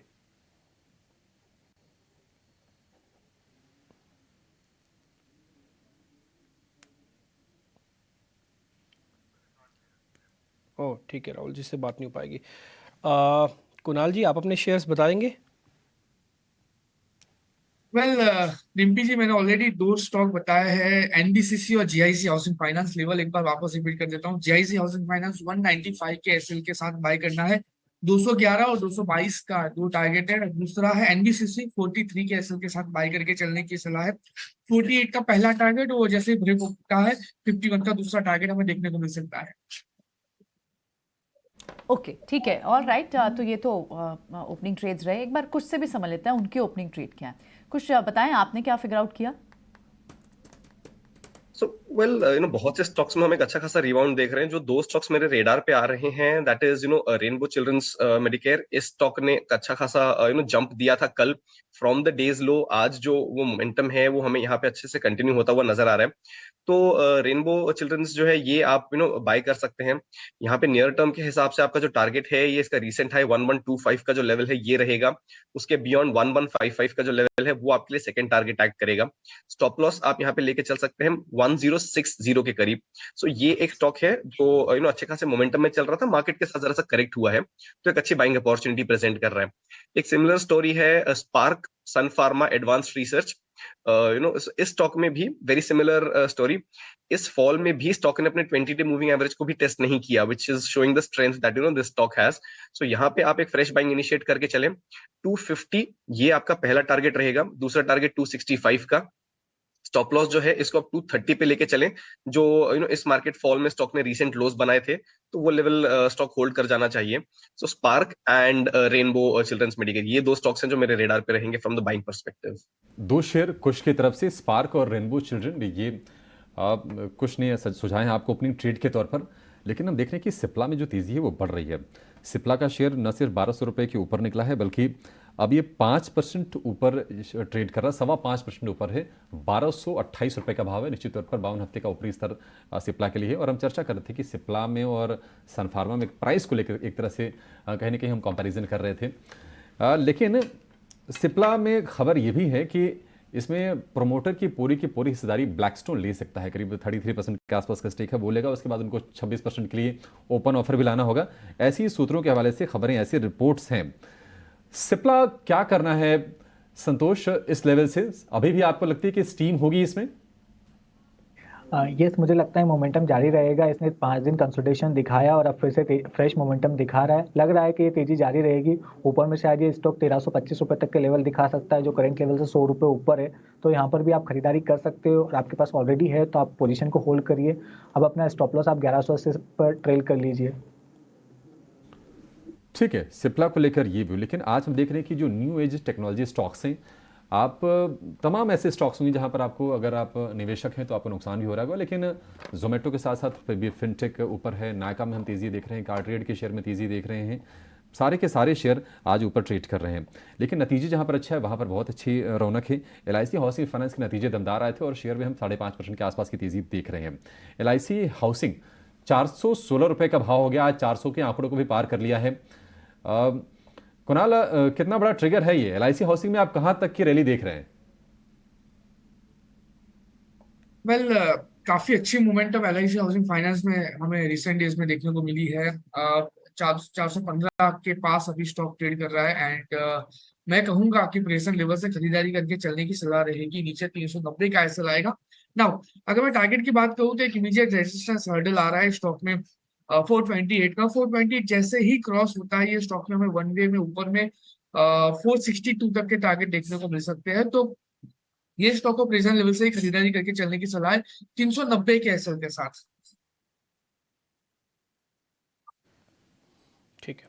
खैर इस बीच जोमेटो के शेयर के अंदर आप वापस से नज़र डालेंगे तो 12% हो चुका है। कई बार शेयर इस तरह का मूवमेंट दिखाते हैं और ये मूवमेंट अब इस शेयर को 97 तक तो लेके आ ही चुका है ऑलरेडी। 12% तक की मजबूती है। आज मार्केट को सपोर्ट कौन कर रहा है? आप ना वेटेज वाले शेयर्स को ज़रूर चेक किया कीजिए कि बाज़ार के अंदर जिस दिन बाज़ार चल रहा हो ना, तो किसके हाथ में कमान है। आज आपको मैं कमान वाले शेयर्स बनाऊंगा ना, तो आपको लगेगा, खुद से फील होगा कि आज मार्केट के अंदर प्रॉफिट बुकिंग के थोड़े चांसेस कम बनते हैं। पहला HDFC बैंक 11 पॉइंट दे रहा है निफ्टी को, दूसरा ITC, तीसरा इन्फोसिस, चौथा सिप्ला, पांचवा TCS। आपने इन शेयरों के नाम सुनने से आपको फील हो रहा होगा भारी भरकम शेयर हैं, वेटेज वाले शेयर हैं और सबके सब ऑलमोस्ट डेज हाई पे हैं, तो ये इंडाइसिस को बचा रहे हैं। अब कमज़ोर कौन कर रहा है, उनके जैसे आप नाम सुनेंगे ना, आपको लगेगा नहीं नहीं ये शेयर तो गिरा नहीं सकते बाजार को। पहला पावर ग्रिड 1 पॉइंट ले रहा है निफ्टी से, दूसरा बजाज ऑटो, तीसरा BPCL, चौथा सन फार्मा।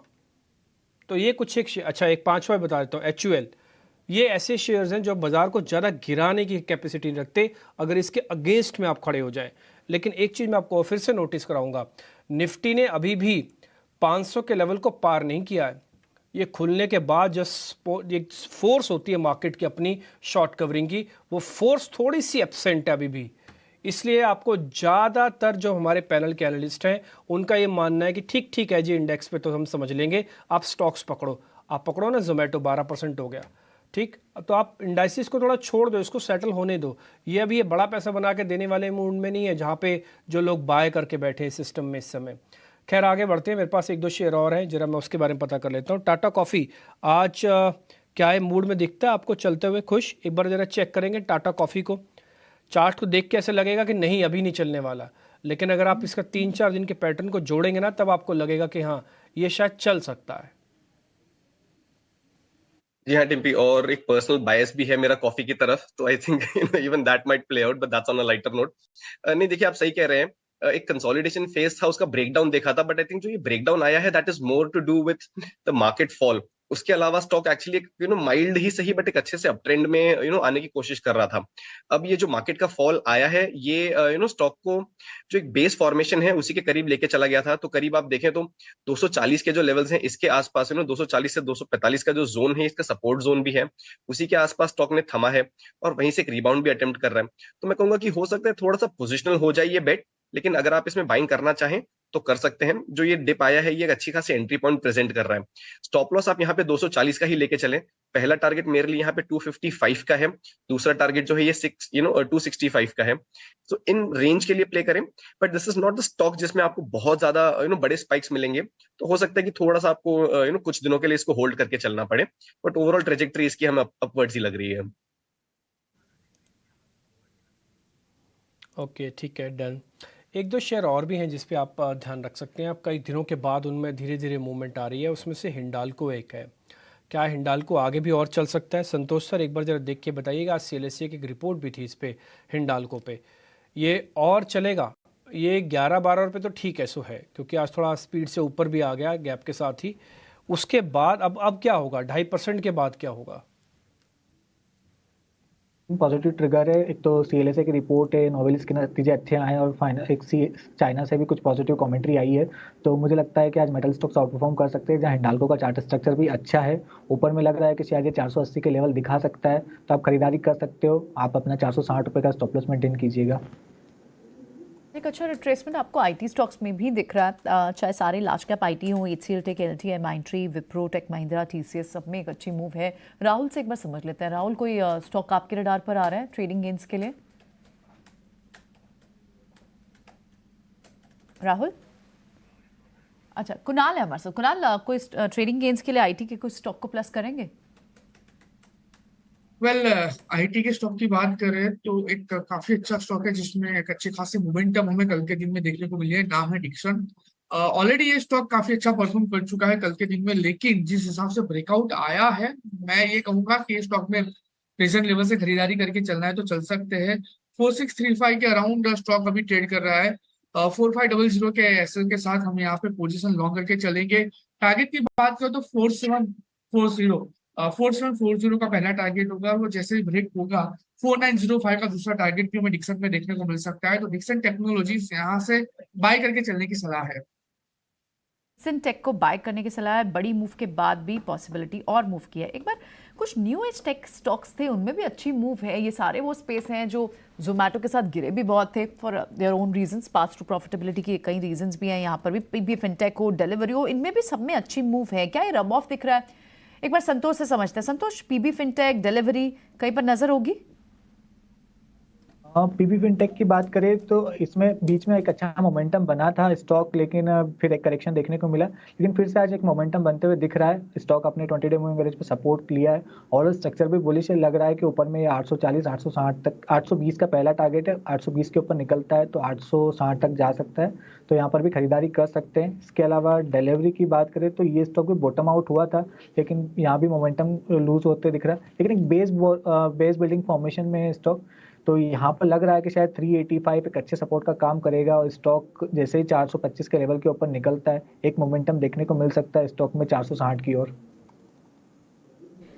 ठीक है, आज फिर से आपको क्योंकि सारे स्पेसेस बाउंस बैक हुए हैं तो मेटल में आपको स्ट्रेंथ वापस दिख रही है। टाटा स्टील हो, जेएसडब्ल्यू स्टील हो और in fact Jindal steel and power भी हो, कहीं पर ट्रेडिंग के लिहाज से नजर होगी कुछ?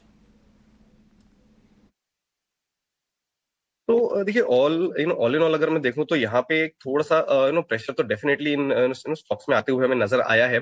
एक रिकवरी अटेम्प्ट हो रही है। मेरा जो हमेशा से रादर काफी समय से टॉप पिक्स रहे हैं वो टाटा स्टील और जेएसडब्ल्यू स्टील रहे हैं, तो मेरी नजर ये वहीं पे रहेगी। कुछ भी बाइंग आता है तो मेरे लिए as dip as an opportunity act करेगा। यहाँ पे 820 का एक लेवल है, रादर 825 का जो लेवल है, इसको क्रॉस करने में थोड़ी सी मशक्कत लगी थी जेएसडब्ल्यू स्टील को, बट मुझे लग रहा है चीजें अगर थोड़ी स्टेबलाइज हो जाएं, and I mean that in the terms of market being a little stable, I won't be surprise कि 325 का लेवल इस बार टेकआउट हो जाए। तो यहाँ पे एक अच्छा डिप आया है, आप 800 रुपए के स्टॉप लॉस से बाय करें। पहला टारगेट यही 825 का रहेगा। ये क्रॉस होते ही आपको मोमेंटम और शार्प आते हुए दिखेगा, and don't be surprised if you see 845 kind of levels also on this. So JSW Steel is my preferred pick in the space. ठीक है, जेएसडब्ल्यू स्टील 811 रुपये पर ये शेयर ट्रेड कर रहा है और कहीं ना कहीं चाइना से थोड़ी जो डिमांड वाली जो एक टेंशन बनी हुई थी वो इम्प्रूव होने के संकेत तो मिलने लगे हैं। पीएमआई के आंकड़े भी अच्छे आ रहे हैं, चाइना से जो आंकड़े वो भी अच्छे आ रहे हैं और वहाँ पर स्टिमुलस पैकेज की भी बात चल रही है। तो ये मेटल वाले स्टॉक्स को ना मतलब आप बहुत ज़ोर से ना खरीदें, बट ट्रेडिंग के इसमें मौके आपको मिलने अब शुरू हो गए। वैसे भी जेएसडब्ल्यू स्टील तो लगातार चला हुआ है, इसको लेके कोई कंसर्न्स है नहीं। लेकिन आज इंश्योरेंस स्टॉक्स में देख रहे हैं कि अच्छी रौनक है, ख़ासतौर से सरकारी जो इंश्योरेंस कंपनियां हैं। न्यू इंडिया एश्योरेंस करीब 5% ऊपर ये शेयर ट्रेड कर रहा है। आप एचडीएफसी लाइफ में भी तेज़ी देख रहे हैं 1% के आसपास की, लेकिन न्यू इंडिया एश्योरेंस 5% ऊपर है। अब जीआईसी देखिए करीब 2.5% मजबूत ये शेयर है और पिछले महीने भर की अगर बात करें तो 10-10, 15-15% ये शेयर चल चुके हैं। 200 रुपये के ऊपर चला गया जीआईसी। कुछ मौके आपको दिख रहे हैं इसमें संतोष इंश्योरेंस वाले स्टॉक्स में? यस, दोनों ही स्टॉक अच्छे लग रहे हैं, लेकिन रिलेटिवली जीआईसी का चार्ट ज़्यादा बेटर है। स्टॉक एक अच्छे ब्रेकआउट दिया है, 205 का इसका एक रेजिस्टेंस था, उसके ऊपर आज ये स्टॉक निकलने में कामयाब हुआ है, तो लग रहा है कि यहाँ पर और तेज़ी बनती हुई नज़र आ सकती है। 220 रुपये तक स्टॉक जा सकता है, तो आप यहाँ खरीदारी कर सकते हो। आप स्टॉप लॉस लगाइए 205 रुपये का। 205 रुपये का स्टॉप लॉस लगा के आपको जीआईसी में खरीदारी करनी है। जोमेटो धीरे धीरे ना प्रियंका, हम शतक की बात कर रहे थे कि शतक की तरफ बढ़ रहा है जोमेटो, बिल्कुल शतक के करीब है अब। एकदम वो होता है ना कि अब थोड़ा सा ब्रीदर लेके कि अच्छा 98-99 के बीच में तो पहुंच गया है। 11% के आसपास की बेहतरीन तेज़ी इसमें हम देख रहे हैं। 98-40 का आज का इसका हाई है, 96 के आसपास फिलहाल ये ट्रेड कर रहा है। लेकिन डिक्सन जिसकी हम चर्चा कर रहे थे 5% के आसपास के मूव्स वहाँ पर भी हैं। इन्फो एज में करीब करीब 5% के आसपास की तेज़ी है। तो जो प्लेटफॉर्म वाले स्टॉक्स जो है ना प्रियंका, वहाँ पर अच्छे मूव्स हैं। करेक्ट, सारे ही रब ऑफ दिख रहा है। पीबी फिनटेक देखो, डिलीवरी, वही अभी हम संतोष से वही हम चर्चा कर भी रहे थे। इन्फो एज में भी कोई ट्रेड बनता है क्या कुणाल? जरा इसको चेक कीजिए आप। वेल, काफी अच्छी मोमेंटम इन्फो एज में अभी देखने को मिल रही है। स्टॉक 5% ऊपर है एंड देखने जाए तो स्टॉक में ब्रेकआउट भी हमें देखने को मिला है, लेकिन मैं थोड़ा सा यहाँ पे वेटिंग वॉच करके चलने की सलाह दूंगा। पहला ब्रेकआउट लेवल जो आ रहा था वो 4650 के लेवल पे था, अभी स्टॉक 4747 पे ट्रेड कर रहा है और इमीडिएट बेसिस पे 4770 का एक रेजिस्टेंस भी आ रहा है। तो जैसे ही 4770 ब्रेक होता है, काफी अच्छी मोमेंटम हमें स्टॉक में देखने को मिल सकती है। तो मैं इतना जरूर कहूंगा कि अगर स्टॉक 4770 के ऊपर सिस्टम होता है उसके बाद बाय कीजिए, क्योंकि उसके बाद स्टॉक हमें 5150 एंड उसके बाद 5700 तक के लेवल दिखा सकता है। ठीक है। और हमने टायर स्टॉक्स में देखा था कि कल डिस्पाइट द मार्केट वीकनेस कुछ स्टॉक्स थे जहां अच्छी मूव थी। एमआरएफ, अपोलो टायर, इनमें अच्छी मूव थी। आज भी आप देखें तो एमआरएफ में अच्छी मूव है और अपोलो टायर भी। क्या ये क्योंकि जिस पेस से स्पेस चले थे टायर स्टॉक्स पूरे, थोड़े से ब्रीदर के बाद क्या फिर से अब एक लेग ऑफ मूव शुरू हो चुकी है? संतोष, टायर स्टॉक्स पे नजर होगी? यस, स्ट्रक्चर तो काफ़ी अच्छा है, लेकिन अपोलो टायर पे 435 436 के आसपास रेजिस्टेंस है, आज वहीं थोड़ा सा अटक रहा है, तो मेरे हिसाब से थोड़ा सा वेट करना चाहिए। क्रूड ऑयल के प्राइसेस भी थोड़ा सा जंप किए हैं, स्ट्रक्चर बुलिश है, लेकिन एक कल अच्छी तेजी देखने को मिली। अगर कल के हाई के ऊपर सस्टेन नहीं कर पाते तो शायद प्रॉफिट बुकिंग भी आ सकती है। थोड़ा सा वेट एंड वॉच करके ही ट्रेड लेना चाहिए।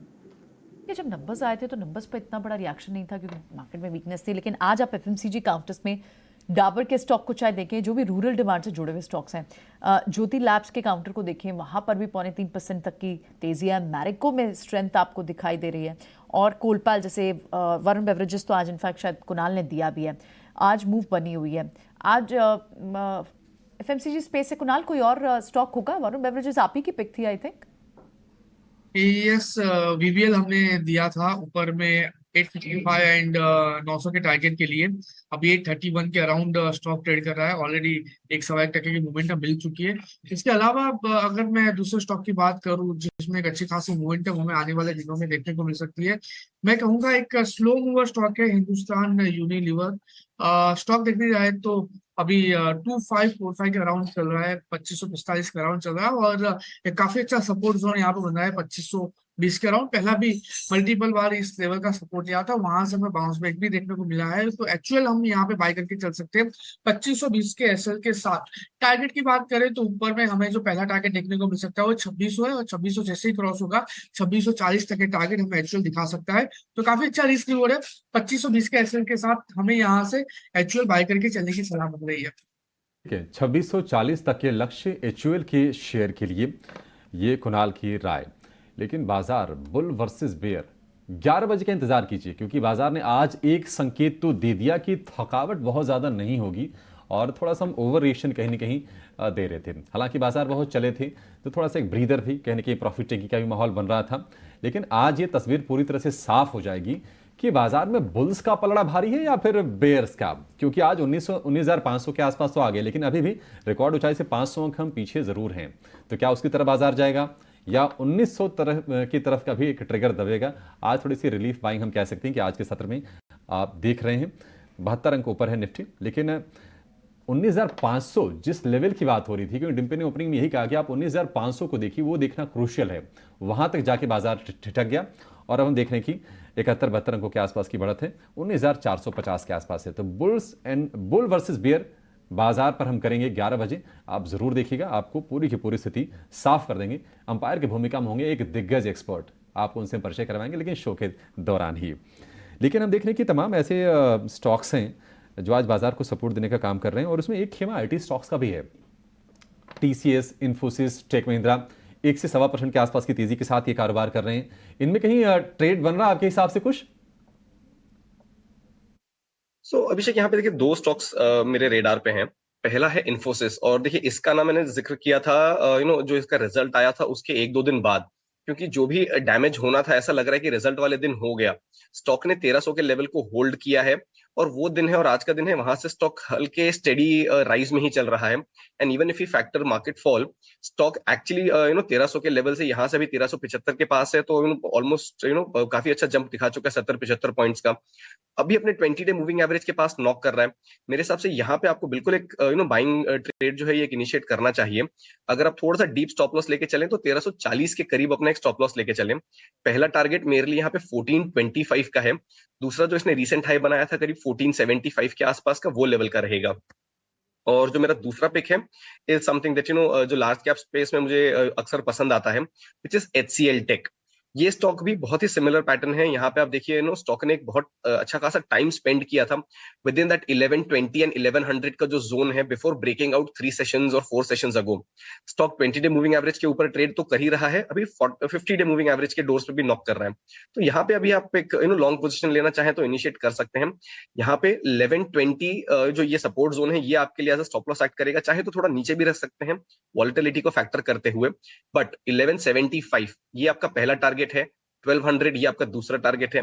और मैं फिर से रिआइटरेट कर दूं कि रिजल्ट सीजन शुरू होने के पहले मैंने यही कहा था कि रिजल्ट्स के चलते आईटी सेक्टर में जो डिप आएगा मेरे लिए ये बाइंग अपॉर्चुनिटी होगी, बाय ऑन डिप्स का माहौल जो है बन जाएगा। और आप देखिए almost every IT stock post result जो उन्होंने लो बनाया है रिजल्ट दिन पे, उसके बाद से ऊपर ही चले आ रहे हैं। तो मेरे हिसाब से यहाँ पे एक अच्छा खासा भले ही पेशेंस के साथ आपको वेट करना पड़े, बट एक अच्छी बाइंग अपॉर्चुनिटी बनी है। लॉन्ग पोजीशंस आईटी सेक्टर में आप बना के चल सकते हैं। ओके ठीक है, लॉन्ग पोजीशंस आप एक बार आईटी सेक्टर्स पे बना के चल सकते हैं। निफ्टी पे जो हमने एक चार्ट आपके लिए ड्रॉ किया है, ये थोड़ा नोटिस करवाना इसलिए है क्योंकि यहीं से ही आपको थोड़ा आइडिया लगेगा कि हम कितने स्ट्रांग और कितने वीक हो रहे हैं। ये जो लाइन आप देख पा रहे हैं ना, 200 दिनों की एवरेज है। इससे पहले आप देख रहे होंगे कितने ज़बरदस्त गैप के साथ निफ्टी ने अपने आप को सस्टेन किया हुआ था। अभी ये क्या है कि ये ट्रैप हो गया पूरा। ऊपर के 3 टॉप आप देख रहे होंगे, तीनों के तीनों टॉप डाउनवर्ड स्लोपिंग है। डैट मीन्स अब जब तक ये लेवल्स पार नहीं होते तब तक आप चलेंगे नहीं। क्रिटिकल रेंज थी 200 दिनों की एवरेज। एक बार आपने देखा कि काफ़ी स्ट्रांग तरीके से उसको उसने बचाया, पुल बैक दिया। कल फाइनली इसको उसने ब्रेक किया। आज छोटा सा एक गैप दिया है इसने। अभी बिल्कुल उसी जगह पे चल रहा है, मेक ब्रेक लेवल पे। इसके नीचे आ गया, फिर से प्रेशर बढ़ जाएगा बाजार पे। इसके ऊपर टिका रहेगा तो शॉर्ट कवरिंग आएगी। ये शॉर्ट कवरिंग सिर्फ यहीं तक ही आएगी, इससे ज़्यादा की भी शॉर्ट कवरिंग की भी उम्मीद ना कीजिए। इसलिए जो बार बार आपको सुबह से लेवल बता रहे हैं कि 19,600 650, जब तक ये नहीं आता तब तक सेल ऑन राइज है, ये वही वाला हिस्सा है 650 वाला ही, जो भी मैं आपके सामने मार्क कर रहा हूँ। तो इसलिए दिखाना ज़रूरी था आपको, ताकि आपको सारी पिक्चर क्लियर हो जाए एक बार मार्केट के अंदर एक्चुअली की हो क्या रहा है इस समय। खैर एनी हाउ, अब हम जरा स्टॉक्स पे आ जाते हैं। कहाँ पे पोजीशनिंग और बनाई जा सकती है। ये टाटा पावर से उम्मीदें तो बहुत थी, लेकिन आज पूरी तरह से वो पार्टिसिपेट नहीं कर रहा। खुश एक बार आप ही जरा चेक करेंगे टाटा पावर को। पहले कंसोलिडेशन, ज़ोरदार ब्रेकआउट एक ही दिन के अंदर, सारे शॉर्ट्स को एक ही दिन के अंदर खा गया। जो उसके बाद एक सेकंड चैनल जब चलता है ना टाटा पावर का, वो नहीं दिख रहा, वो थोड़ा एब्सेंट है, यानी कि 40 के ऊपर। वेट करना होगा क्या चल जाएगा टाटा पावर? नहीं, और एब्सोल्युटली राइट डिम्पी। मतलब जिस तरीके का हम ब्रेकआउट आज एक्सपेक्ट कर रहे थे, कल का मैं अगर मूव देखूं तो काफी इंटरेस्टिंग रिकवरी देखने मिली थी हमें डे लो से। तो यहाँ पे एक एक्सपेक्टेशन था कि मार्केट जहां स्टेडी हुआ है, स्टॉक में एक अच्छा खासा रनअप आना चाहिए, वो मिसिंग है। तो मेरे हिसाब से यहाँ पे अगर आपकी कोई पोजीशन हो तो यहाँ पे आप 230 या 228 का जो लेवल है, इसके साथ, इसके ट्रेलिंग स्टॉप लॉस के साथ बने रहें। अगर उस लेवल तक जाता है तो हो सकता है कि थोड़ा सा इसमें फॉल जो हो ये एग्जैजरेट हो सकता है। ओवरऑल सेटअप तो देखिए पॉजिटिव है, but the lack of momentum is what is a bit of a concern. तो मैं कह सकता हूँ कि इसके अगेंस्ट आप इसका जो कजिन है विच इज अदानी पावर, इसमें ध्यान रखें। देखिए इस स्टॉक में एडवांटेज एक ये है कि मोमेंटम के साथ रादर अपसाइड जो मूव है इसके साथ साथ मोमेंटम भी है। और 275 के करीब इसका एक रेजिस्टेंस जोन था, उसको इसने ब्रेक किया है, उसके ऊपर सस्टेन कर रहा है। आज इसमें अगर मैं देखूं तो 285 का एक नया हाई भी बनाया है। हल्का सा डिप है, but I think overall setup इसका मुझे टाटा पावर के कंपैरिजन में बेटर लग रहा है। सो यहाँ पे आप एक पोजीशन चाहें तो इनिशिएट करें। 265 राउंड ऑफ कर लीजिए आप। 265 के लेवल को स्टॉप लॉस बना दीजिए। पहला जो टारगेट है ये आपके लिए 290 का रहेगा, दूसरा टारगेट करीब 300 प्लस का है। तो अदानी पावर मोमेंटम के साथ मुझे थोड़ा सा बेटर लग रहा है compare to Tata power. Okay ठीक है, अडानी पावर पे ध्यान रखिए, कल इसके नंबर्स भी आए थे। अगर आप अडानी पावर और टाटा पावर में कंपैरिजन कर रहे हैं तो टाटा पावर जीत सकता है। वजह आपको खुश ने सारी बता दी है, आप इसको समझ भी गए होंगे। अब आगे बढ़ते हैं, जरा ऑप्शंस का सौदा पता कर लेते हैं ऑप्शंस के चैंपियन में।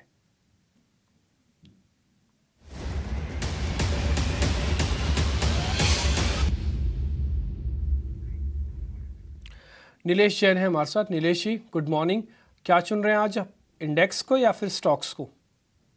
Very good morning to you Dimpi ji. देखिए इंडेक्स में तो थोड़ा सा कॉशियस अप्रोच है। एक गैप अप के बाद यहाँ पे फिलहाल के लिए कोई खरीदारी की सलाह नहीं है, बट आउटलुक अभी भी पॉजिटिव है। गिरावट पे खरीदारी करने की सलाह होगी।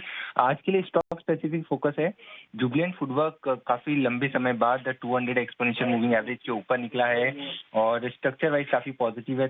थोड़ी से लॉन्ग साइड में बिल्डअप भी यहाँ पे होते हुए नजर आएंगे अभी। और technically momentum indicators and oscillators पे हमें बाय क्रॉसओवर भी देखने को मिल रहा है।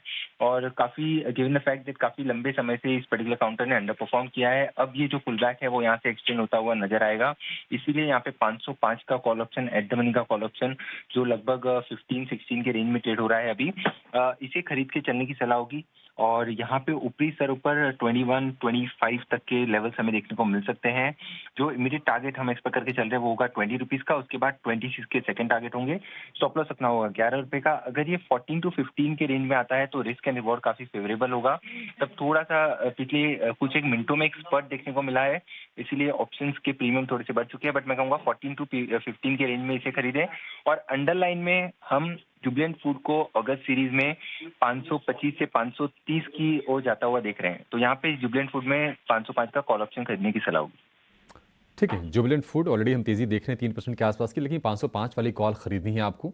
505 रुपये 95 पैसे पर ये शेयर ट्रेड कर रहा है कैश में, और ये आपको कॉल मिलेगी 505 की स्ट्राइक वाली 14 से 15 रुपये के बीच, लक्ष्य 20 से 26 और स्टॉप लॉस इसमें लगा के चलना है 11 रुपये का। लेकिन ये FNO ट्रेडिंग पर रिस्क डिस्क्लोजर, इसको ध्यान से आप पढ़ लीजिए, फोटो खींच के भी आप रख सकते हैं और अच्छे समझ लीजिए। पहली लाइन ही बहुत इंपॉर्टेंट है, 10 में से 9 लोगों को नुकसान होता है, तो स्टॉप लॉसेज अच्छे से फॉलो कीजिए। रिस्क का पूरा ख्याल रखिए कि FNO के जो सौदे होते हैं थोड़े से रिस्की होते हैं, तो ये सोच के समझ के आपको ये ट्रेड करना है। लेकिन चलिए नतीजों की तरफ जरा आगे बढ़ेंगे और क्यों नतीजों की बात करेंगे। 3-4 दिन पहले नतीजे आए थे बेस्ट एग्रो लाइफ के, और नतीजे बहुत अच्छे आए थे। एग्रोकेमिकल इंडस्ट्री में चुनौतियों के बावजूद ऑपरेशन से जो आय थी वो बहुत अच्छी हमने बढ़त देखी है। मार्जिन के फिगर अच्छे रहे हैं। मुनाफे के फ्रंट पर भी कंपनी का प्रदर्शन काफ़ी अच्छा हमें देखने को मिला, क्योंकि हमने मुनाफे में 125% की ग्रोथ देखी, यानी कि डबल से ज़्यादा। मार्जिन की बात करें तो 14 से बढ़ के 21, और कामकाजी मुनाफे की बात करें तो 97% की ग्रोथ, 97% का दमदार हमने उछाल देखा। तो कंपनी ने ये नंबर्स, ये नतीजे इस तरह के कैसे पेश किए, अब यहाँ से क्या ट्रिगर बन रहे हैं, कैपेक्स को लेकर प्लान क्या है, क्षमता विस्तार कंपनी कैसे करेगी, क्या योजनाएं हैं, इन तमाम मुद्दों पर बातचीत करने के लिए हमारे साथ जुड़ गए हैं कंपनी के CFO संजीव खरबंदा। संजीव जी, बहुत शुक्रिया आपका समय देने के लिए, स्वागत है आपके 18 स्वदेश पर। हम तो यही कहेंगे सर कि ये बिल्कुल जो आपका नाम है ना, बेस्ट एग्रो लाइफ, बिल्कुल नाम के अनुरूप आपका प्रदर्शन रहा है पिछली तिमाही का। ये बताइए कि आपने ये किया कैसे सर? शुक्रिया इस अपॉर्चुनिटी के लिए कि आपसे बात करने का मौका मिल रहा है एंड आपके थ्रू लार्जर ऑडियंस से इंटरेक्ट करने का मौका मिल रहा है। जी, Q1 के नंबर्स तो आपने देखे ही हैं, काफ़ी अच्छे नंबर्स, हम काफ़ी कंसिस्टेंट परफॉर्मेंस दे रहे हैं। इनफैक्ट आपका जो सवाल है कि ये आपने किया कैसे, तो उससे पहले मैं आपको 1 मिनट Q4 के बाद की हमारी गाइडेंस नोट और हमारा इंटरेक्शन विद इन्वेस्टर्स की तरफ ले जाता हूँ। ऑल्दो Q4 में जब सब स्ट्रगल कर रहे थे, हमने तब भी कहा था कि हम 30% growth year on year deliver करने के लिए कॉन्फिडेंट हैं। तो जो प्लान्स थे और जो प्रोडक्ट पाइपलाइन, प्रोडक्ट डेवलपमेंट, हमारा R&D, जो स्पेशलाइज्ड प्रोडक्ट्स हम ऑफर कर रहे हैं, उसके बेसिस पे ही ये कॉन्फिडेंस था। और अभी तो मेरे से पहले नंबर्स ही बात कर रहे हैं, मुझे ज़्यादा कहने की ज़रूरत नहीं है। 612 करोड़ का रेवेन्यू किया हमने Q1 में, जो कि ईयर ऑन ईयर देखें तो 32% का जंप है, और एबिटा मार्जिन भी काफ़ी हेल्दी रहा। From 14% we are able to deliver 21% EBITDA year on year, जो कि अपने आप में एक अच्छी सिग्नल है। मतलब 700 बेसिस पॉइंट का जंप एबिटा में काफ़ी रिमार्केबल रहा है कंपनी के लिए। सो किया कैसे का जवाब यही है कि हमारा ब्रांडेड प्रोडक्ट सेगमेंट और डीपर पेनिट्रेशन, जो दोनों ही साइड पे कंपनी काफ़ी काम कर रही है, इन्वेस्ट कर रही है, बैकएंड पे पूरी टीम काम कर रही है। It is all because of the best products we are offering, the unique products we are offering. In fact मैं इसे टेक्निकल लैंग्वेज में बोलूँ तो ये न्यू केमिस्ट्री है which is more safer and also giving better yield to the farmer.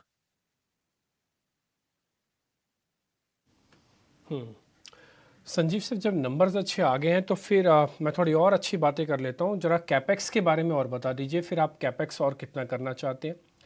और एक और अच्छी बात पूछना चाहता हूँ कि चाइना को आप पूरी तरह से हैंडल कर रहे हैं ना सर? चाइना को खाली हम ही नहीं, मेरे ख्याल सभी हैंडल कर रहे हैं, और हम तो डेफिनेटली हैंडल कर रहे हैं। जो डंपिंग हुई Q4 में, मुझे नहीं लगता कि ये डंपिंग ज़्यादा टाइम कंटिन्यू रह पाएगी। आप जानते ही हैं कि काफ़ी रेगुलेटेड इंडस्ट्री है ये हमारी। सो सेंट्रल इंसेक्टिसाइड बोर्ड भी कहीं ना कहीं एक्टिवेट होंगे और एंटी डंपिंग पॉलिसी भी एक्टिव रहेगी, तो ज़्यादा टाइम तक चाइना की डंपिंग नहीं चल पाएगी। उसके अलावा आपने अभी अगर रिसेंटली नोटिस किया हो तो वर्ल्ड ट्रेड ऑर्गेनाइजेशन की एक सर्वे रिपोर्ट में भी काफ़ी निकल के आया है कि एग्रोकेमिकल इंडस्ट्री में Indian domestic manufacturers, domestic industry is progressing well. In fact अभी हम अगर बात करें तो काफी इंपोर्ट डिपेंडेंसी कट हो गई है इंडिया में, तो चाइना को तो ओवरऑल हमारी इंडस्ट्री काफी टैकल कर ही रही है।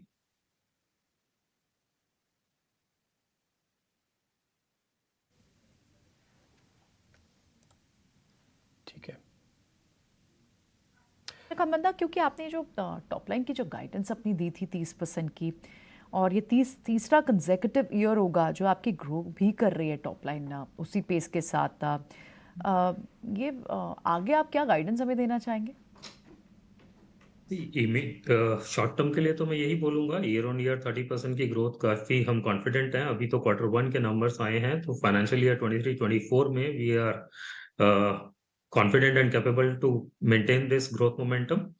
और उसके पीछे काफी बड़ा रीजन है, काफी क्लियर बिल्डिंग ब्लॉक्स हैं। लाइक हमारा जो प्रोडक्ट्स इंट्रोडक्शन है, जो न्यू केमिस्ट्री सेफर केमिस्ट्री हम कंसिस्टेंटली ला रहे हैं। अगर आपने नोटिस किया हो तो Q1 FY24 में भी हमने 2 नए हर्बिसाइड प्रोडक्ट लॉन्च किए हैं, ट्रॉपिक्यू एंड एमिटो, और दोनों ही प्रोडक्ट की ट्रैक्शन काफी अच्छी है। उसके अलावा रिसेंटली हमें एक यूनिक कॉम्बिनेशन, 3-वे यूनिक कॉम्बिनेशन प्रोडक्ट का पेटेंट मिला है कंपनी को, जो कि मेरे ख्याल से इंडिया में हम पहली कंपनी होंगे उस तरीके का प्रोडक्ट बनाने वाले, जिसमें 2 इंग्रेडिएंट्स की अगर मैं बात करूं वो फंजीसाइड सेगमेंट को कैटर करते हैं, and which is combined unique combination means which is combined with sulphur. So sulfur act as a catalyst. It act as, it brings the efficiency, it brings more yield to the farmer. So इस तरीके के unique products जब आपको farmer की need clearly समझ में आ जाती है कि ऑर्गेनाइजेशन को, और आपका R&D टीम, आपकी manufacturing team right product farmer को देने के लिए अगर क्षमता रखती है, तो ग्रोथ मोमेंटम कंटिन्यू रहने की गाइडेंस हमारा इज, वी आर कॉन्फिडेंट कि वो ग्रोथ ट्रेजेक्ट्री को हम मेंटेन कर पाएंगे। एब्सोल्युटली, ये जो 2 आपके नए प्रोडक्ट्स ऐड हुए थे उसको लेके स्ट्रीट एक्सपेक्टेड भी यही कर रहा था कि एडिशनल इंक्रीमेंटल रेवेन्यूज आपके फॉलो अप क्वार्टर्स में दिखने शुरू होंगे, और Q2 Q3 से एस्टिमेशन भी है स्ट्रीट का। बहुत बहुत शुक्रिया मिस्टर खरबंदा समय देने के लिए और ये सारे सवालों पर जवाब देने के लिए। बहुत बहुत शुक्रिया आपका। Wish you luck for your future quarters also.